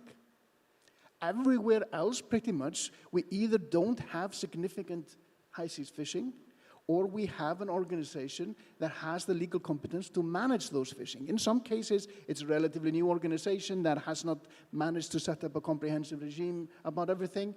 But that legal framework has been set up, that institutional framework has been set up. The RFMOs are strengthening their work a lot. If you look at, one example, for example, is the protection of vulnerable marine ecosystems. So we're talking largely about corals and sponges and sort of vulnerable seafloor ecosystems. Basically, all the RFMOs that have legal competence for the seafloor have already set in extensive measures to prevent bottom fishing in areas where such vulnerable marine ecosystems occur or are likely to occur. And, again, go back 30 years, and I don't think there were any such measures for the high seas anywhere. Now they are pretty much everywhere where they need to be. And, add that to, as I said before, about how the actual management of the fish stocks is on average better within RFMOs than in national governments. That did not happen by itself. That happened by the countries that have a direct interest, getting together, working together to improve. And I'm happy to note that the EU has played an important part in that in many different regions of the world. So again, you definitely have interest in maintaining that system and continuing to strengthen it. Okay, thanks very much. It's going to be great to have the four of you available for our audience after the coffee break for questions on some of this. But just before you go, we got the audience through the word cloud. What I'd like to do now, after our discussion, 1 or 2 words, what would you have for your word cloud? Where's the spotlight for you after this discussion? Tim, 1 or 2 words, 3 at the most. What's the priority for you in the middle of that word cloud? We put the pressure on the audience. Friends with everyone. Friends with everyone. Interesting. Maybe you can explain that after the coffee break. Julio. Market control. Market control in the word cloud. I don't think we had that on the word cloud. Vera. Transparency and credibility. Great, which we saw on the word cloud. Stefan. I think I'll stick with what I said before, strengthen management. Strengthen management. Thank you very much. A warm round of applause for our panel. And we will see all of you here in 30 minutes after the coffee break. And please come armed with lots of questions for our panelists. This is your chance to make sure your questions, your voices are heard. Thank you very much.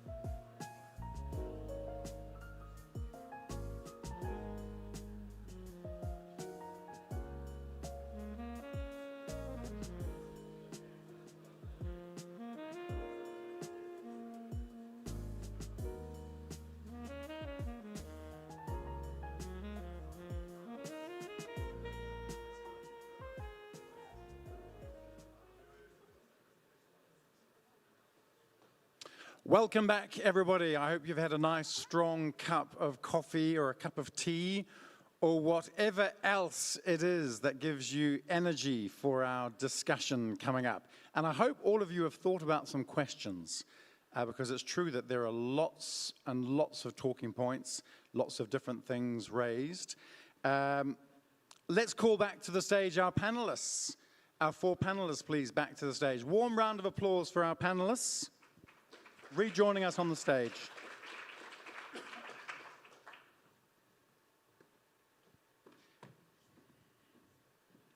Just remembering where we sat, because I see there are some notes on the tables.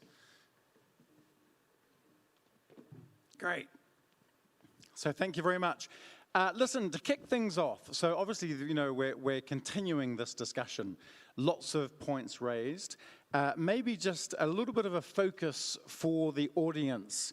And we're going to start with a Slido, with a word cloud, because it's always great just to get a general overview as we launch into the second part of this discussion. And feel free to bring up questions, things that we haven't heard so far.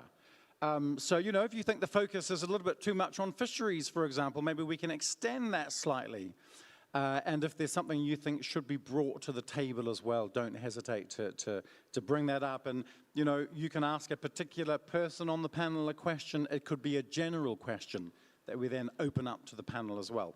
But for the Slido question, let's start with this first of all, because it's great just to get this overview. And perhaps even for those who are too shy to ask a question, we're not shy enough to add a couple of words into the word cloud. So what we're wanting you to do is to describe in 2 words the greatest challenge to international ocean governance. Describe in 2 words the greatest challenge to international ocean governance. This is also for the panel, by the way. We'll be asking for your thoughts. We'll see what comes up. What's the first word that comes up? In 2 words, well, actually it could be 1 word, so maximum of 2 words, 3 words if you must.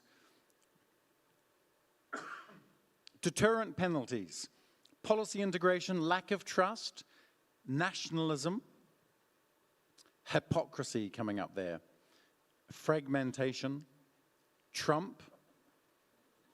Tim mentioned Trump earlier on. Accountability, end of multilateralism, extractive industries, policy integration, the United States, lack of collaboration, national sovereignty, geopolitics and greediness, geopolitics, it says there. This is all in real time. Overly complicated governance bodies, political will, that's a word, a major word we had in a panel yesterday. Status quo approach, interoperability. So this is a great indication, this reassures me, because if we see all of these words, it means that behind all of these words, there are some great questions from the audience. Can we be reassured on that? First of all, and as we keep seeing these words show up, I wanted to go back to Tim, because you gave us your top phrase, our key takeaway earlier on, be friends with everyone. Could you explain that for us? Yeah, sure. It's quite a general remark and perhaps an open door, but I think to be able to convey those strong messages that I also mentioned, you need to have a strong basis in a relationship, and that's at the heart of diplomacy. Work on the relationship first, and then you can treat each other perhaps a bit more strongly sometimes. A concrete example, when I've been running around Brussels as a diplomat around 10 years ago, and one of my main goals, or let's say projects, was not to be friends with everyone, but to have a good relationship with everyone that was of importance to me, to the Netherlands. And that almost came before going into discussions on content. So like I said, that basis needs to be very strong. And sometimes, and this is all case material, but sometimes I have a feeling that we lose track of the importance of those informal contacts. NIAF, again, as an example, and coastal states process around that. people just go out and have a drink, you know? Have those informal contacts. Don't just blame each other in the meeting room and then hide. Go out on all levels, not just heads of delegation. Every delegation has a very young person in there dealing with agendas, calendars, whatever. They have something in common. Have a chat, you know? Get out there together. That's my message. I asked you to explain that because that's actually my philosophy as well. And it's not friends with everyone, but it's actually start every connection on a friendly footing. So we begin in a friendly way and then we see what happens, but we're far more open. So great, so let's launch into our open microphone session. Open microphone session, and we have my wonderful two assistants who are going to be passing around a microphone. So it's really a case of raising your hands, and this is the moment where, you know, you can ask your question of the panelists. As I say, you can ask particularly to a person, so we have, maybe we can just stop the word cloud and put back on the screen our photographs and titles, just as a reminder of who we're representing, just in case you wanted to ask a particular person. Otherwise, we'll open it up to the panel. And, you know, several people can also answer the question if we feel necessary. So this is the moment. I'm going to give 20 points to the first person who asks a question, because I'm always a little bit nervous that nobody's going to ask a question, but I was very reassured by the word cloud. Yes, we have a question here on the left. 20 points. And a trip to New Zealand for 2. Oh, for 2 now, is it? Fabulous. Thank you very much to all the panelists. I guess I want to come back to a question on EU credibility. We're talking about negotiations and leading by example when discussing with third countries, but the fact of the matter is that there are European operators with ships registered under other flags. Does that not impact the credibility when we're trying to discuss about good practices and fisheries management if some of our own vessels are not necessarily complying with the same rules that we're trying to sell? Is that for a particular person or open to the panel? Perhaps to Vera, but anyone may have other perspectives. We can start with Vera and then see if anybody else wants to react. Vera. Yes, thank you. Thank you for the question. And I think it's spot on. If we want to be credible in global discussions, we need to make sure that we set our own rules and abide by them and don't allow loopholes into those rules. So the situation as it stands is that the EU has one of the largest long-distance water fleets in the world. Officially, it's less than 300 vessels, but last year Oceana conducted a global study looking at beneficial ownership of long-distance fleets around the world. And in the case of Europe, we found just what we found, right? So perhaps we didn't find everything, but from what we found, the EU long-distance fleet doubles in size if you count the number of vessels that is owned by EU nationals. So some of those vessels we also found were flagged to flags of convenience, tax havens, or even carded countries. And we found 33 vessels that were flagged to carded countries and that can export into the EU. So we have very good examples in the EU fleet, and I think Julio can perhaps talk to that because OPAGAC has some vessels flagged in Panama, but they share VMS information and logbook information with the Spanish authorities. So there are some good practices, but these are punctual, right? So these are like agreements between a company and a national authority, but at EU level, member states are not checking that their nationals own these vessels elsewhere, and therefore they are not able to hold them to compliance. Okay, Vera, I saw you reacting at the very beginning, Julio. I don't know if you were in agreement or in disagreement. Yeah, the question is that your concern is very valid one, but as I mentioned before, I would like to have the same level of scrutiny that you are requesting for EU nationals to all the imports in the EU. because you're not worried about who owns the fleet that is fishing under Ghana flag and is selling the fish in the Ghana canning factory and is sending that fish into Europe. So I would like to have the same level of scrutiny that you're requiring to EU nationals, to others that are directly involved in the EU market. That's my point. And when you say you, I mean, you, Oceana in this case, and several NGOs that are asking for this transparency exercise, which I believe is a normal requirement. But I will ask for them to actually extend that level of transparency required to all the products that are coming into the EU. right of reply, Vera. Yes, thank you. And just to clarify, we do care. We do want this transparency to be extended more widely. The study that we conducted last year was a global study, so we looked at several distant water fleets, and many of them do not operate with the same level of transparency as the EU, so the EU kind of featured prominently in that study, perhaps because we could find more information. But indeed, as I was saying in the earlier session, we do think that the EU should use tools such as SFPAs, such as beneficial ownership disclosure rules adopted by RFMOs, etc., to extend these transparency requirements across the board.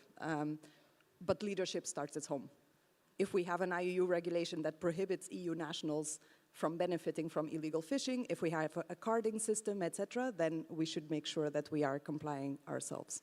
Okay, that was a great question, because when you have that kind of dialogue going on straight away, you know it was a good question. Does anybody else want to respond, to add something? Yes, Julio? Yes, just mentioning about the SFPAs, for example.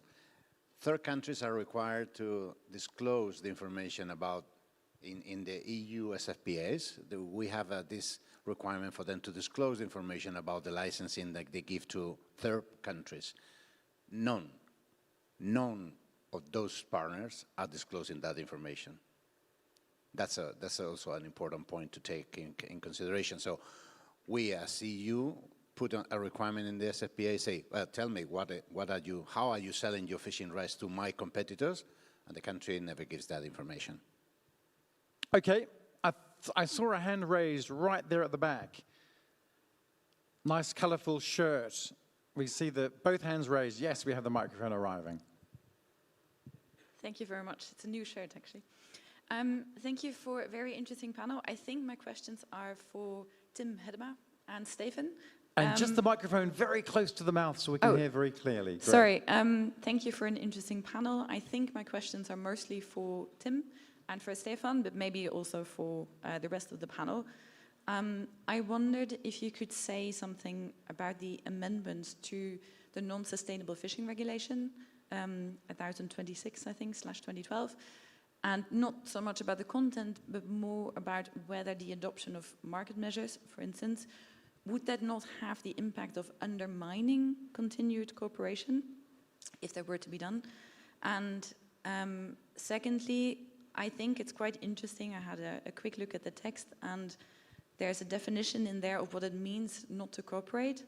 And one of the examples given in that definition is not following best scientific evidence or historic fishing rights, which I thought was an interesting way of defining non-cooperation. And I also wondered whether, especially on best scientific evidence, whether the EU elsewhere always follows best scientific evidence, and whether maybe it would lead to a discussion about coherence. Thank you. Okay, who wants to start with a response? I'll take it first. Thanks for the question. Yeah, I mentioned before in this panel, this regulation, to be totally honest, I don't see it ever being applied. Not in the least because a European Commission official about a year ago in a European Parliament hearing that I was also speaking in, told the whole world this is supposed to remain a threat, which I don't think was very helpful to the cause of this regulation. Anyway, I think that also answers a bit your question. Will it undermine relations if you ever apply it? it's a possibility to apply it. In the ideal world, it will remain a threat, and it forces us to remain at the table and look at things in a mature way. I hope that is the effect. Remind me that the second part of the question was? Do we still have the microphone there? Just. Oh yeah, and if the EU, yeah, the best available scientific advice. I think we should be careful there. I think we're talking about taking into account the best scientific advice rather than following it full stop. Of course, fisheries policy is about balancing sustainability. There are several aspects of sustainability. So I think the CFP says, look, environmental sustainability, absolute focus, priority. But when you, let's say, analyze the scientific advice, you're allowed, I will phrase it like that, to take into account socio-economic considerations, for example. So scientific advice is not just the headline advice. That's my message to people. And I think we've seen in NIAFC and in coastal states that other parties around the Northeast Atlantic have done exactly that and balanced the environmental situation with the socio-economic situation without totally trying to devastate the stock, obviously. And I think that's the right path for fisheries management. Okay, so the first part, wait and see, perhaps. Stefan, I think the person in the audience wanted also you to contribute to this. Yeah, it was directed to me. I must admit, I'm somewhat hesitant to dive very much into the internal regulation of the EU, not being from the EU, but to not go full dive, but dip my toe in it anyway, to mention that, as the previous speaker said as well, when it comes to following the best scientific advice, obviously the EU does not have a 100% record in that, for reasons as you mentioned, but that again would then impact the potential legality of any measures when it comes to WTO regulations, etc., regarding if you want to set penalties for others for doing things that you sometimes do yourself. So I think, again, diplomacy, as I said before, works slower than we would want it to do, but it has to be the main tool if the aim is to finalize agreements on sharing joint stocks. Okay, anybody else want to add something on this? Yeah, Vera? Thank you. Perhaps just to add that I think this plays very much into the issue of credibility. We do have, for good reasons in the CFP, the requirement to take decisions in accordance with the best available scientific advice. And this is because you need to take decisions in accordance with the best available scientific advice in order to have positive socioeconomic outcomes. Having healthy fish stocks is the basis for that. And I think the credibility issue comes into play, as Stefan was also highlighting, if we don't follow our own rules. Okay, we had a question down here at the very front, right down here at the very front, and then we'll come further back just afterwards. Oh, maybe we need to switch it on? Yeah, and maybe we could just leave them on, actually, leave the microphones on. Great. Is this better? Yes. Yes, perfect. Thank you, and thank you to the panelists. Paul Stark from the Puget Elbow Trust. We started this week with a series of presentations by the Commission on the Ocean Pact, which will be an attempt to kind of better integrate an EU policy landscape on oceans, and that goes to fisheries, that goes to environment, that goes to security, marine spatial planning. So a very scattered and a very wide landscape of different initiatives. And of course that relates to ocean diplomacy as well. As the EU enters the international dialogue, it has to do so with one single integrated narrative. This, of course, was a fisheries panel, but I was wondering, how do the panelists seek to contribute towards the development of that integrated narrative? If we had a panelist on environment, probably we would have seen different priorities coming forward. So how does the EU, how can the EU ensure that we have a well-integrated, cohesive narrative going forward? Okay, because also the focus on fisheries, but also international ocean governance on the whole. Who wants to respond to this? I can take a first stab at that. I think fisheries obviously exists in a wider context, and it's not possible to look at it in complete isolation. But it is nevertheless a specific sector. It's not useful to just have it completely blend into other things. One thing that I think is relevant in this context, and sort of reminds me of how I was here for the European Ocean Days last year, and one of the things that struck me there when the European Ocean Pact was more sort of being formulated was, and this is maybe not very diplomatic to say, but how completely inwards looking the dialogue was. Nobody, and I mean nobody, was saying, we can learn this from what they're doing in this country or that country or whatever. It was all sort of, we have to invent the wheel ourselves. And I think a key aspect of diplomacy is to understand other countries, is to understand what the others are doing, and explain that into what's happening back home. And I think that aspect is very important in this. When it comes to, again, how fisheries are integrated into other aspects, that is not a uniquely European challenge. So my first advice would be, look at how others are doing it. And again, I was quite struck last year by the absolute absence of that type of thinking. And I think it's not healthy to look completely inwards and reinvent the wheel from scratch each time. That's not to say that you can copy-paste what others are doing, but your solutions are not going to be very good if you are not even looking at what works well or what does not work well in other situations. Hopefully that may have changed since the last European Ocean Days, because it was the beginning of the consultation process, wasn't it? And hopefully there was that looking at other situations, other countries, other points of view. Who else wants to come in on this? Yep, Vera, and then maybe Julio, maybe afterwards. Yeah.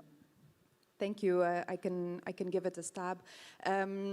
Indeed, I think fisheries are quite interesting. That's why I like it, because they intersect with so many things. And I think we've touched upon some of those in this panel, but we really didn't delve very deeply. And I think the point stands that the EU Ocean Pact should provide that broader view of ocean issues, including fisheries.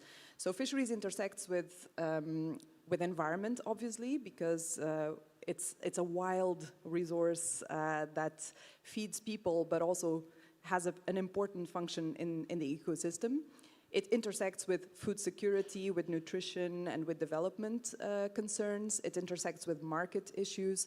It intersects very much with geopolitics and global security. And I think the challenge in these discussions is to look at those different prisms and get out a little bit from the fisheries bubble and also from a somewhat conservative bubble in the sense of wanting to keep things as they are, right?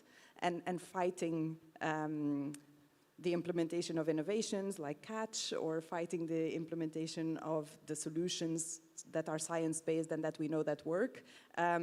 We really need to get out of that mindset, and we need to think that when we are doing fisheries policy and fisheries regulation, it will have an impact on all these other elements of nutrition security, geopolitics, etc. So I think that's the challenge for the fisheries bubble, to enlarge in our horizon when talking about fisheries. Stay away from the silos, Vera. Yes, Julio. Yes, that's the ecosystem approach, right? In the ocean, it's a full ecosystem, plenty of sectors coinciding, and the Ocean Pact should take fisheries as part of that.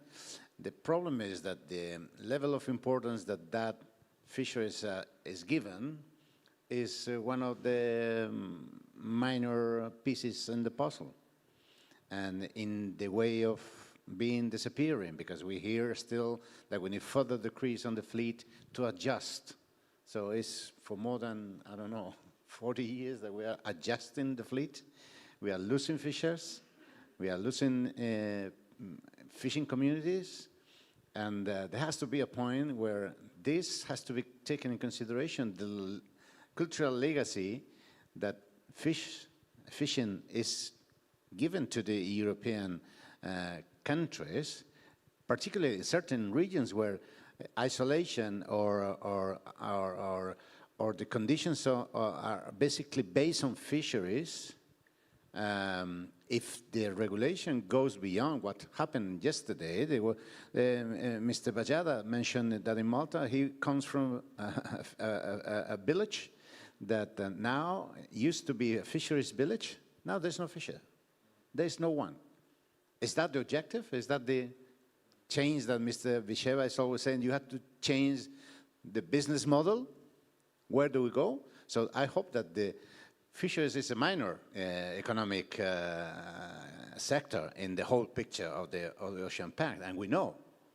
But the social implications that this fisheries aspect gets into the whole picture is bigger than what is actually considered.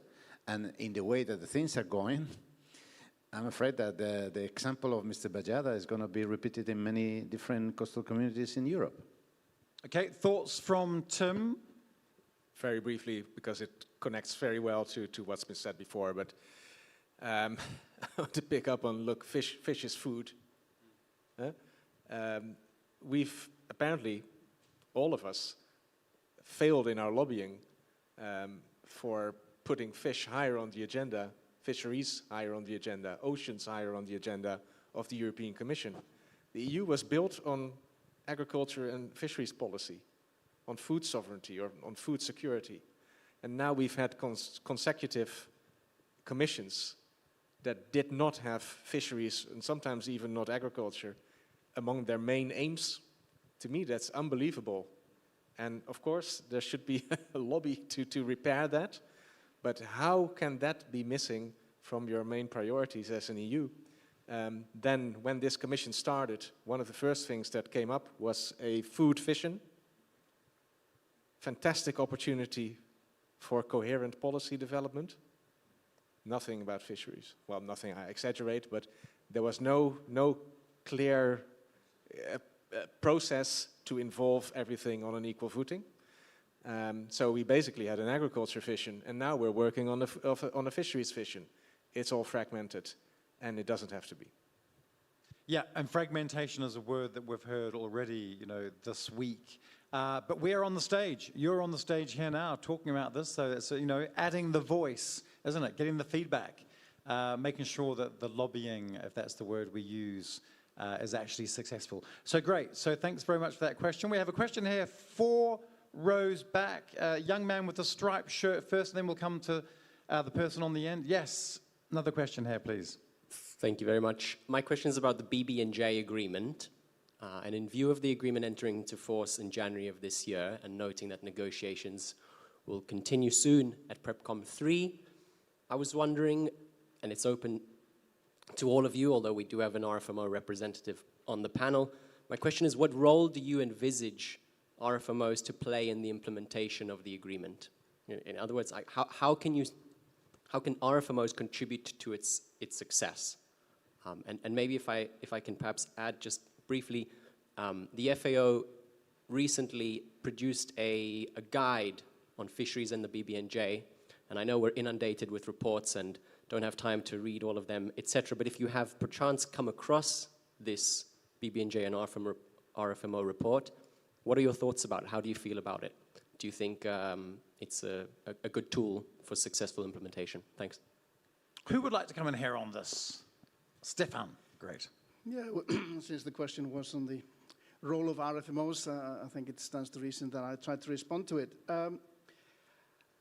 I think it's a very important question, and I think it's an undervalued question. I think a lot of people, including in the world of fisheries, and certainly in the world of biodiversity and environmental issues, vastly underestimate the importance of fisheries involvement in the implementation of the BB&J.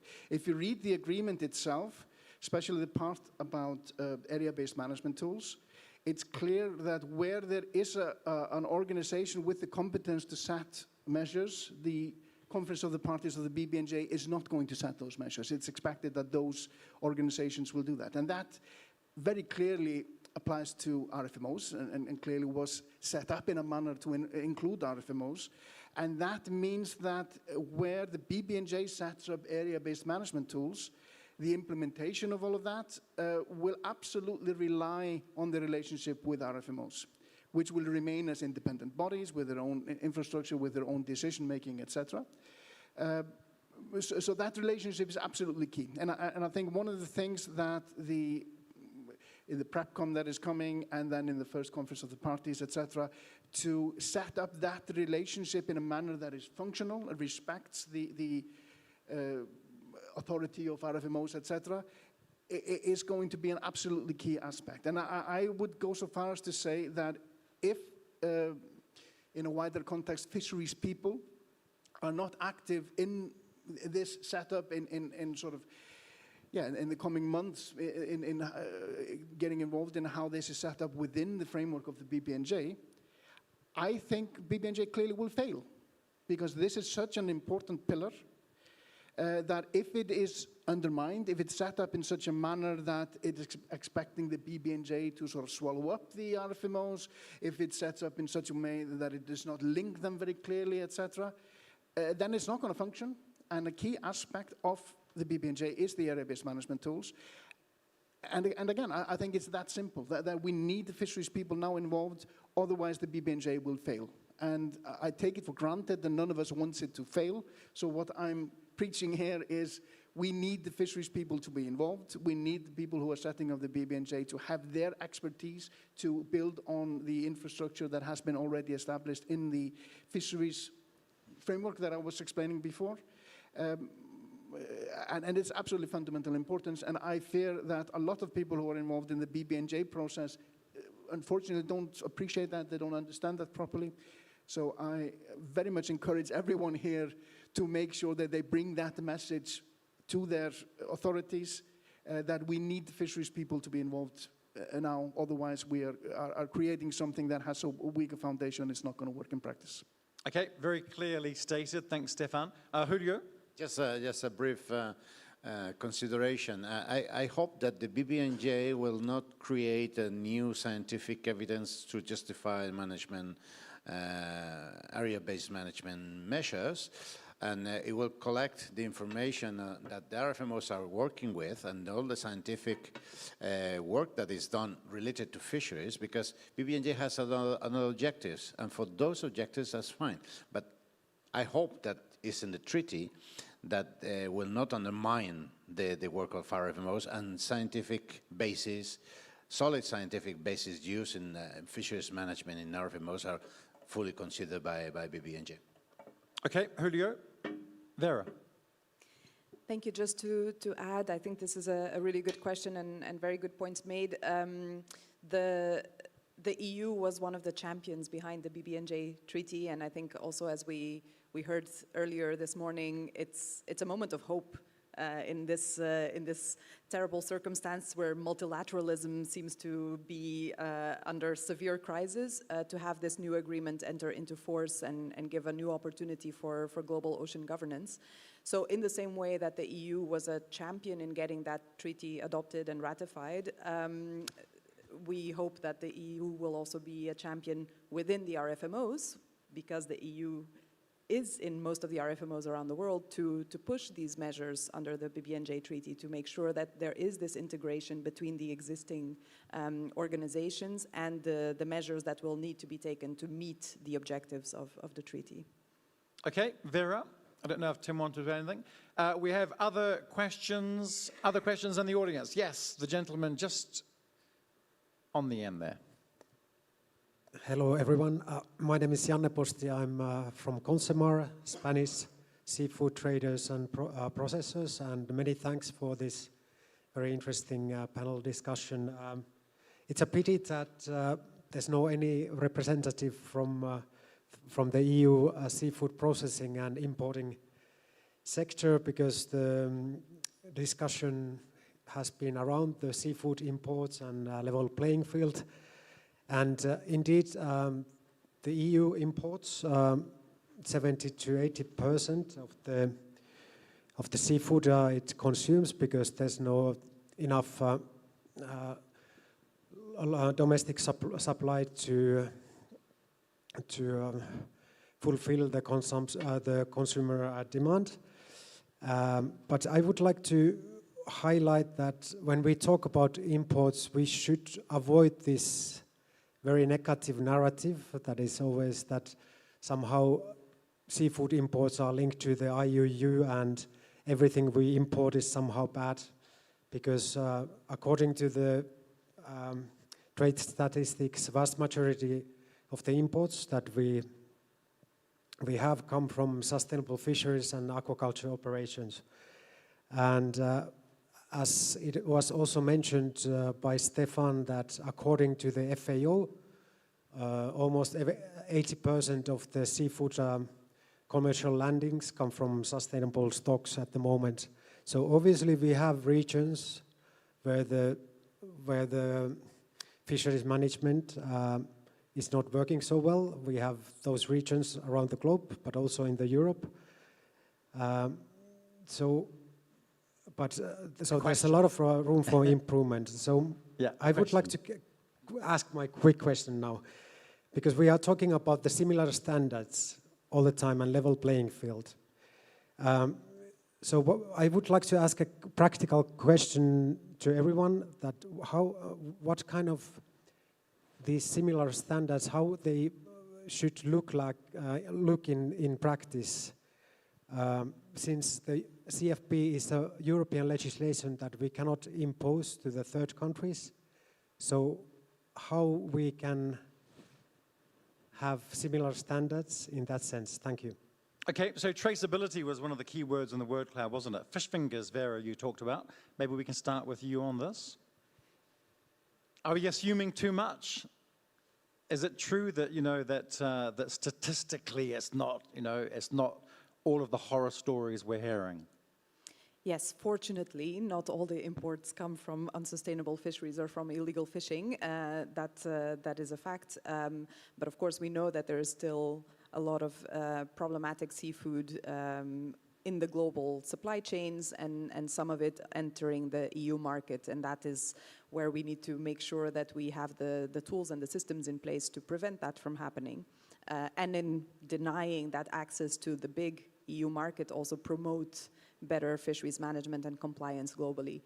I think this is a very good question. We do have already some systems in place, as I was mentioning, where the EU can impose seafood trade bans on countries that do not sufficiently tackle illegal fishing. We do have now the system to also have better control of catch certificates and imports to make sure that they are complying with the standards that are in place. There is still work to be done, of course, to improve fisheries management and to also look at social standards, forced labor, etc., as Julio was highlighting, to make sure that these products don't enter the EU. That is something to continue working on. Okay, Stefan? Yeah, I'd like to. I can echo most of what has been said, and when it comes to labor standards and everything, obviously, and crew safety. Coming from a fishery society like Iceland is, crew safety is something that is of fundamental importance. But nevertheless, I'd like to sort of to push you to think about things perhaps slightly in a different manner. Again, in my role as being the non-EU citizen here, you have to recognize that some of the imports are coming from poor countries with very poor infrastructures. It's not that they're not making the effort, they simply don't have the resources, they don't have the infrastructure in place to implement all the different things that they would like to do. Presumably, you're not suggesting that you should then not import anything from them, and then you should sort of stifle their economic development and their chances to get that infrastructure by not authorizing their imports into your market. So it's a more complicated question than that. And another aspect, when it comes to, one of the things that you have within the common fisheries policy is various financial grants that are being given to various parts of the fisheries sector.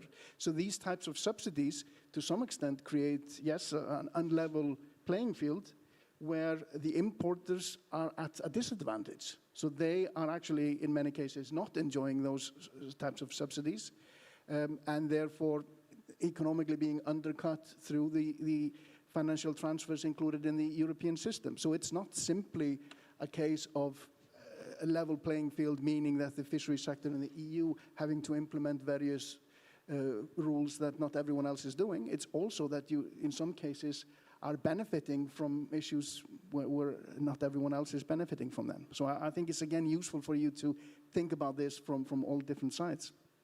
Okay, Tim? Well, I was just thinking about something that Stefan said. Sorry to take a bit of a detour here, but you asked before, who are diplomats? And I just thought of another example of us as fishers, or representatives of fishers, being diplomats. It's about crew safety.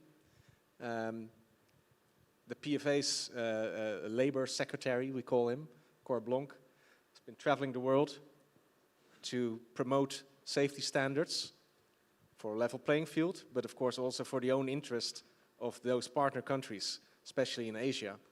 And that leads to results. It's a form of diplomacy. It actually got the FISH platform, that's the organization, that how it's called.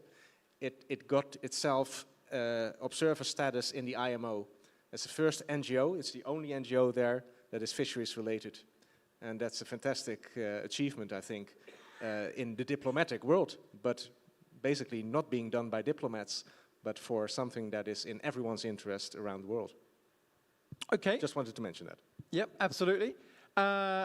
Another question from the audience. Yes, maybe we can go right to the very back here. Yes. Hello, everyone. My question is related to the BBNG treaty again. So BBNG enables the creation of MPAs in the ICs, but without real-time genetic monitoring. So how do we verify the ecological effectiveness, and is the EU investing in the data infrastructure? Who would like to approach this? Yes. Well, again, I think there's a very simple, I almost can just say I refer the gentleman to my previous answer. This is a part of the reason why the interaction between the BBNJ and the RFMOs are so important.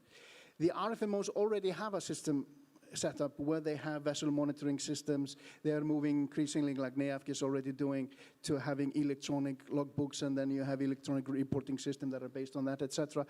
BBNJ is realistically not going to build a comparable system in parallel throughout the whole world. So this is a part of the reason why I say if you don't include the fisheries people who know these types of things, who are familiar with the enforcement system, and it's what we call monitoring, control, and surveillance, or MCS systems of the RFMOs, then BBNJ will fail. It's that simple. But it doesn't have to fail, because it can and should build that relationship with the RFMOs, who are the organizations who are already doing the type of things that you're talking about, and continue to do that when it comes to area management that is related to the BBNJ. Okay, so again about the fragmentation, our FMOs, the WTO as well, coming into this, as well as the BBNJ. So interesting points. Who else wanted to come in here on this question? We covered this question already just before as well. We have another question I saw. Yes, hand raised here. Thank you. We previously said that as part of EU diplomacy, we were part of different partnerships with other countries. I was wondering, how do we make sure that extending EU interests with other countries is not done at the expense of third countries' local communities, especially in areas where those local communities don't benefit necessarily from the same level of equipment, or we said infrastructure. How do we make, I mean, what's the limit to where we can extend our interest in other countries? Interesting question. I also was going to ask the question earlier, you know, is the European Union, a lot of people say it's the leader when it comes to international ocean governance. Is that a fact? Is it something that we're striving towards? Also responding to this question as well, who wants to come in here? Well, Who do you go? Yes, the the SFPAs, that is the tool that is used by the European Union to facilitate access to third countries, are well limited in the way that the EU fleet get access to those countries. And the surplus condition is a paramount thing. Let's say we cannot have a fleet that competes with local fishermen, and we can only have fleets that have that can exploit fisheries that are enough for or not competing with the local fishermen.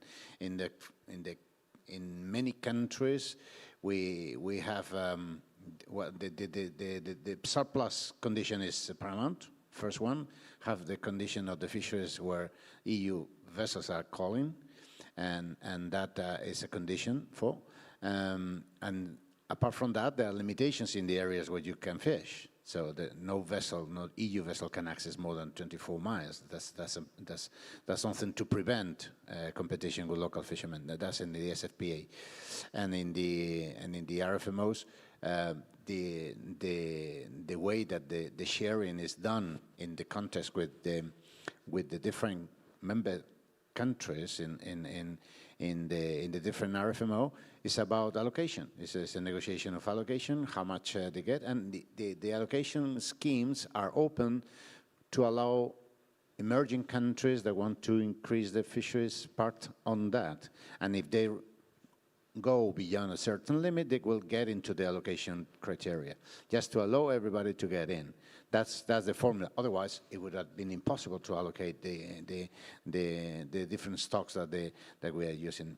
Unfortunately, the EU is giving away many of these rights because there are certain countries that push a lot with different fleets, and because of this, I would say, ex-colonialism guilt mentality that we certain cases have, because now the people are saying, no, this is neo-colonialism. I would say, no, excuse me, it's the contrary. The EU is getting less and less because the allocation discussions in the different RFMOs are getting hard and harder, and the coastal countries requires more and more, and the EU is giving away those fishing rights. That gives the EU fleet a very little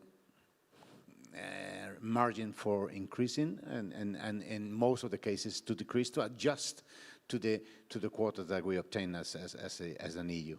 Okay, Vera also answering this question from the audience. Yes, thank you. I would like to add 3 points on this. I think one of the ways that the EU can make sure that we are not protecting our interests at the expense of the food security and the needs and desires also of local communities is, number one, to use fish as food and not feed. We see an incredible growth in reduction fisheries and fisheries to feed other fish in aquaculture. And in many of those fisheries, we are directly extracting fish that could be used to feed local populations and that local populations depend on for their nutrition and their livelihood in order to feed salmon that we then eat in our sushi in the EU. So fish is food, shouldn't be feed.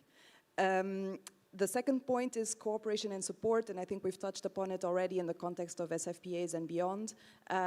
Some of these countries do not have, as Stefan was pointing out, the capacity, the tools, the means to sustainably manage their fisheries, and the EU does, and should continue to play a role in supporting these countries in improving their fisheries management, their control, their monitoring, their enforcement, to help them also have sustainable fisheries locally.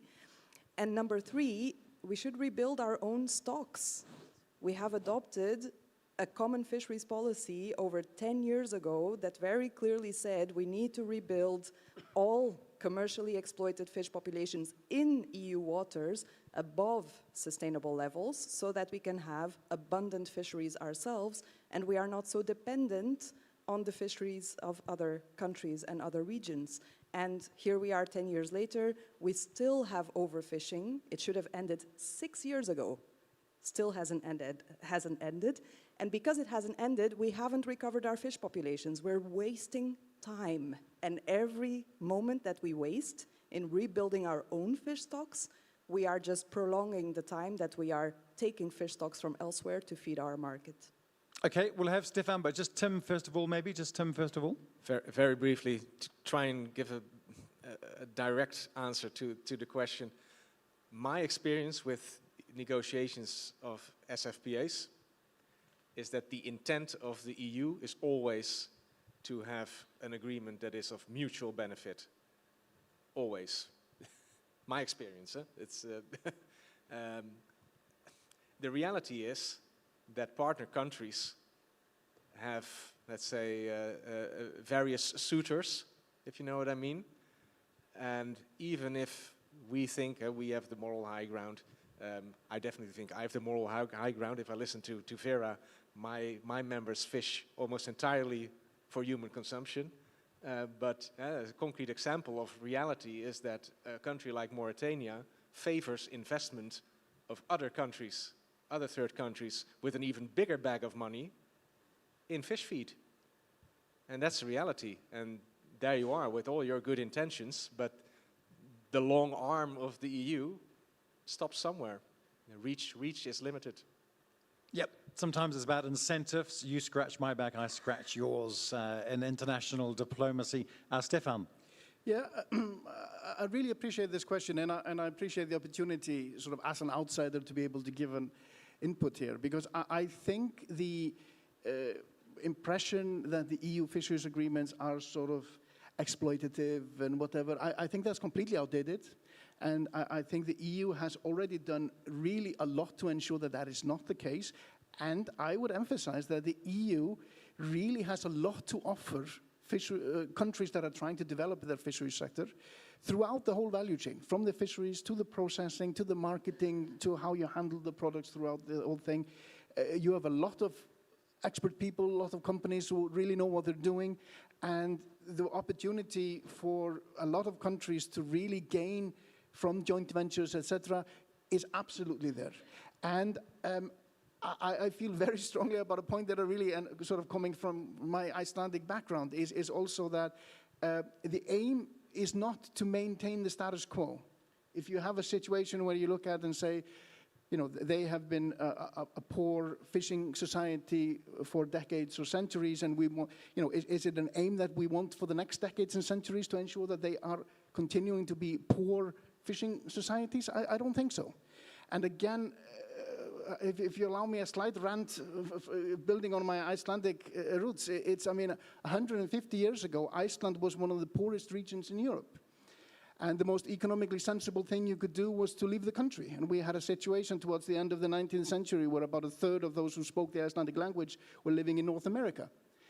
We then, rather than building on our own traditions of how we had been doing fishing throughout the centuries, we learned from the foreigners, and we mechanized our fleet, and we built up more industrial fisheries.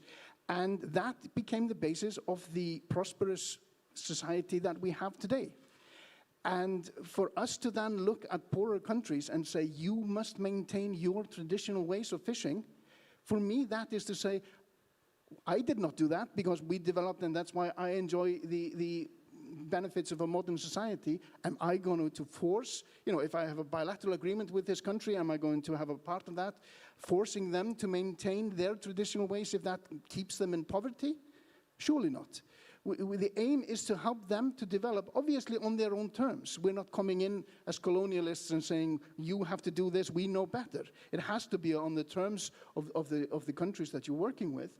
But if they want to make changes to how they are operating in their fishery sector, they want to expand into more industrial fisheries, and they see cooperation with the European Union as a way of achieving that, then I see that absolutely as a positive thing.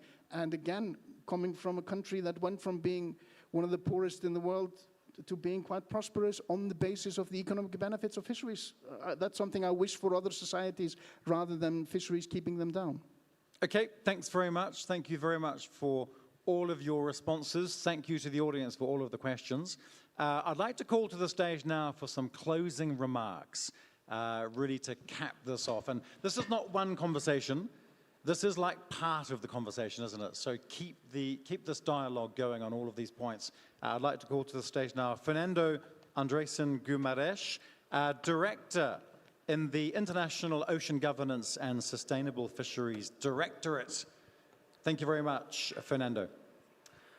Thank you very much, Seamus, and thank you very much indeed to all the panelists, the speakers, and the audience for a really very rich, lively exchange. I think for us here in DG MARE, as we prepare our fisheries external action strategy later this year, as the Director General has laid out, and this is very much part of that consultation process, that process in which we are listening to stakeholders, listening to those who can give us the most insights. And I think this morning has been a very, very fruitful morning.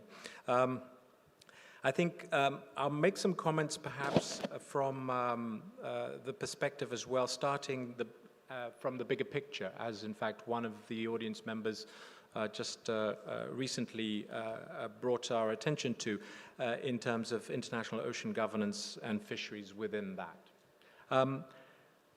We are operating in a very fast changing world, of course, and the managing director from the External Action Service laid this out at the beginning in terms of the challenges that we are facing in terms of climate change, fragmentation, and geopolitical competition.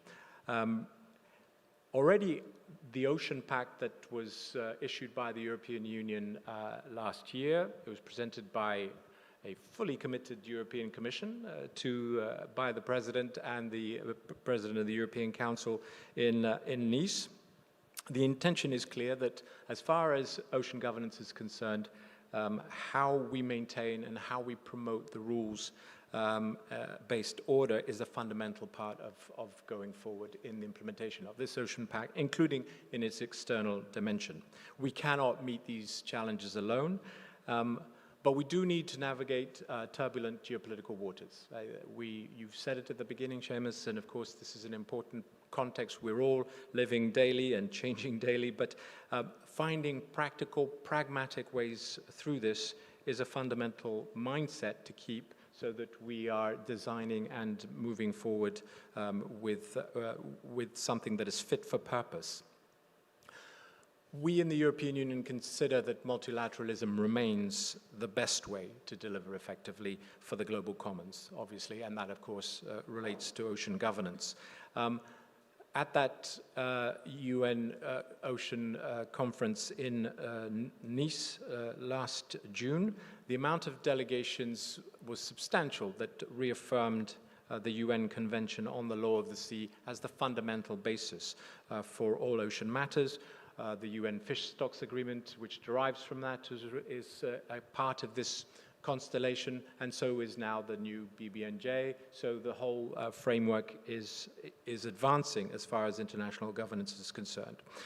We're not alone, therefore, and while the going is rough at the geopolitical level, the idea is precisely to work with others to continue to sustain these efforts, defend, uphold, and strengthen what we have already secured as far as international ocean governance is concerned, climate action and sustainable fisheries and their interconnection between them, as was highlighted. So this will be very much at the heart of our continued engagement in ocean governance. We are active right now in international negotiations in different frameworks, and will continue our commitment to and advocacy for the sustainable management of marine resources. And that includes the BBNJ agreement, its implementation, the PrepCom that was referred to in the question, and the very, very important question is what is the articulation between the BBNJ and RFMOs, because indeed, as Stefan has highlighted, the work that has already been done by RFMOs that cover most, in fact, he highlighted the one part of the seas that is not, but covered by an RFMO, but the work, of course, continues within each RFMO and now with the BBNJ. But ocean governance must go further. We consider that all of these areas, whether it's climate change, pollution, overfishing, continue to need innovative strategies. We need to figure out how to catalyze international cooperation, how to strengthen global frameworks, how to enhance partnerships, of course, for us in the European Union, we will continue to seek out partners so that we can continue this work forward. And a good example of this is a very important domain that was also highlighted in these discussions, which is the role of science and data. On Monday this week, the President of the European Commission, President von der Leyen, announced a very important international partnership for the ocean. The Ocean Eye, the International Alliance for the Global Ocean Observing System, known as GOOSE, is the kind of partnership that I'm talking about here, which is how to catalyze, how to mobilize international ocean governance through reaching out to pragmatic partners to move forward. And therefore, promoting science as a fundament for all ocean action is the key insight, of course. It must be the fundament for our ocean action going forward. And we use science in fisheries for evidence-based decision-making and beyond. And the GOOSE is a vital planetary infrastructure for this, essential for weather, meteorological monitoring, of course, climate projections, safety, security of operations at sea, restoration, protection. This has all been mentioned, coastal development, and at its heart, a sustainable blue economy. We can't do this alone. This must be a global effort, and diplomacy is at its forefront. My final comments, I think, for closing from my side will be on specifically the domain of fisheries external action, which has been the focus of a lot of the discussions. We are deep in the preparation of our renewed EU strategy, which was part of a very extensive, concrete and substantial letter of the President of the Commission to the Commissioner for Fisheries and Oceans in this Commission, demonstrating the commitment of this Commission to fisheries and to ocean governance, of course. And this fisheries external action strategy is very much part of delivering on this. The consultations have been wide, they have been deep, and this is very much part of it, as I mentioned. As Stefan has highlighted, it's very important to learn from others elsewhere, and I think today we've learned a lot from you, facing the same challenges and indeed confirming or not our perspectives. The main takeaway from our process thus far is that there is a strong consensus on the fundamentals for future objectives and for guiding principles towards a global approach to our fisheries external action in order to adapt to this changing global context, as I mentioned, to promote, to export sustainable fisheries globally as far as we understand them, as has been highlighted, the interests of our own fisheries sector, of course, and the Ocean Pact, our international ocean governance agenda, the Vision 2040 for fisheries and aquaculture, which is also coming later this year, will all reflect this. I think as panelists have rightly underlined, leadership starts at home, and good fisheries management works. And I think these are very much starting points that we base and have based our action on. The EU has been and will remain committed to being an active builder for international fisheries management in the RFMOs, of course, and we are therefore fully invested in ensuring that it is not lost, but otherwise strengthened, and making it work better, and where it doesn't work yet, to ensure that it does. The key pillars of our action, all focused on by our panel and the audience today: shared stocks, working with our neighbors, coastal states, RFMOs, I've mentioned quite a bit, but this commitment of the EU to continue to make these work well, to be a positive contributing force for better fisheries management, and this aspect of coherence with the BBNJ that has been highlighted. These Sustainable fisheries partnership agreements, a very important pillar of our agenda and our core work going forward. This was this final discussion, which I think was extremely important to highlight how it is that we do it, but also where we are focused in ensuring that we are exporting, with the agreement of our partners, of course, the mindset of sustainable fisheries. And then, of course, the fight against IUU fishing, a fundamental part of our toolbox. We have a very strong, credible EU instrument that is there to be used, and indeed we will continue to deploy it as necessary. So these will remain core areas of our EU external fisheries action. There are challenges, but there are also opportunities to be seized. And as far as diplomacy is concerned, how can we articulate our diplomacy in support of sustainable fisheries, in support of international ocean governance,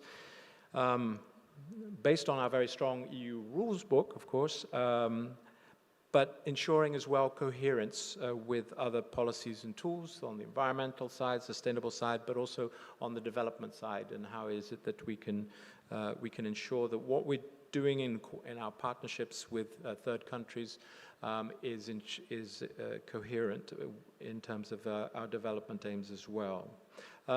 Second point, a challenge opportunity is the market, which is also highlighted.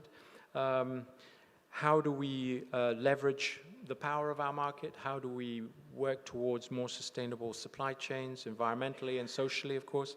How do we improve the level playing field with non-EU products? I think the game-changing contribution of the new IT digital system that we have, Catch, has been mentioned, but also other tools which we're working on, whether it's the autonomous tariff quotas, but also how our free trade agreements with third countries are also ensuring sustainability. And then third, this question of unfair competition, which I think has been also well highlighted. The seeking of a level playing field, exporting our model of sustainable fisheries worldwide, seeking compliance of international rules, but by all fleets, including our own, of course, and that also is the work of leveling that playing field. So in sum, our ocean diplomacy is supported across the Commission.